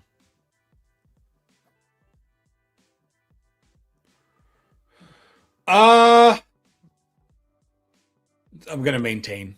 Okay. I don't think enough has changed in either direction from the mid-year to shift my grade at all. I still think that they are the creme de la creme in a lot of ways. They are the thermostat for the statue hobby. Yeah. I think that they offer, and I think something we talk about, we mention sometimes, but don't always perhaps reflect it in these discussions, is Sideshow does a lot more than just make statues. Yeah. Right? What they offer on distribution is a big deal. For a lot of companies. Because the eyes alone that gets to the other companies eventually. Yeah. That helps grow the hobby. And something I didn't mention as well that I appreciate Sideshow did is just communicating with the collectors, either via YouTube or through Facebook groups. Yeah. You get a lot of representation in the YouTube shows and in the chats, the live chats, and giving updates and so forth. So that I really appreciate them doing that as well. Yeah, I also think they did improvements with their live stream events. Oh, for sure. The last one was the Spooktacular was awesome. Yep. Very well done. High production quality. Not only that, but even the Sideshow rewards that they gave out was awesome. Mm-hmm. the amount of rewards. I know I picked up the both apples off those points, so Jeez. I thought that was I know. I thought I was gonna get a hat, but it was the same cost to ship it. I was like, forget about it. but no, I sideshow's another one. Consistency. Yeah, they are really incredible in a lot of areas. I really just it's weird because if there are areas of inconsistency for them, it's their engineering. How many years ago did you do that amazing Spider-Man PF on the crane? How many years ago did you do Rogue? But my succubus wing drops. Come on. Yeah. Come on, guys. 8 months for the Moon Knight. Who was it that was it the Archangel that was 6? Just over 6 months. And then something else was just over. Like there were a couple pieces that were around that 6-7 month mark. And I don't want it to be lost. I don't want them to I appreciate that they're standing out, they're getting stuff out, but I don't want quality to be sacrificed for an early release. And that's the one thing we talked about with some of the other companies is they may be delayed, but man, when you get that piece in hand, that piece is what you ordered. You don't necessarily need to worry about poor QC. And I feel like that's somewhere where Sideshow, I don't think they're in that yet, but it's a fine line where they can cross that. Right. Because mean you had that Archangel. I think in terms of production timelines, Archangel, the Superman, the one you said is fat, the Harley Quinn, Riddler, and Weapon X all had about the same production timeline. Yeah. And there was a big difference in what people said about Weapon X, what people said about Riddler, and what people said about Archangel. Yeah. In terms of the paints and the lines and things like that. So it's not that they can't do it. They can. And they have done it. So it's just kind of just fine tuning, fine tuning those areas where I think it really comes out. They can afford to have better QC. Yeah. I don't know what their QC process is, but they need someone with better eyes or more diligent eyes in that factory looking over those production lines. Yeah. But okay. That was good. So we'll leave them there. And then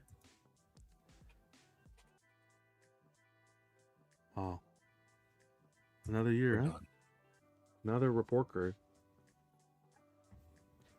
That was good. I have to applaud yourself. That was amazing. You are a legend. The organization and the way you keep track of the numbers, fantastic. And again, honored that you allow us to do this on the channel. It's a long one, that's for sure. But only again, twice a year. It's only twice a year. It's only twice a year, and again, it's just offering something different. It's not for everybody. No.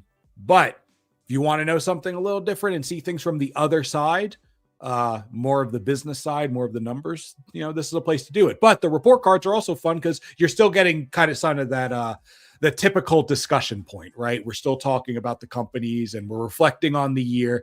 So it's an opportunity to kind of just talk about what has been and offer some feedback to the companies who do watch and listen and check in. And that's what's fantastic too, is it's not just necessarily for the collectors to stay on track. It's it's a free way for the companies to kind of dip their toes and see what the temperature is like in this whole year of what they've done and what they brought to the community, to see what kind of the collectors are saying. And I really appreciate the ones that watch, the companies that watch, and actually message back, giving a little explanation as to, hey, this is why this happened. Kudos to the companies that do that as well. Yeah, I like that this.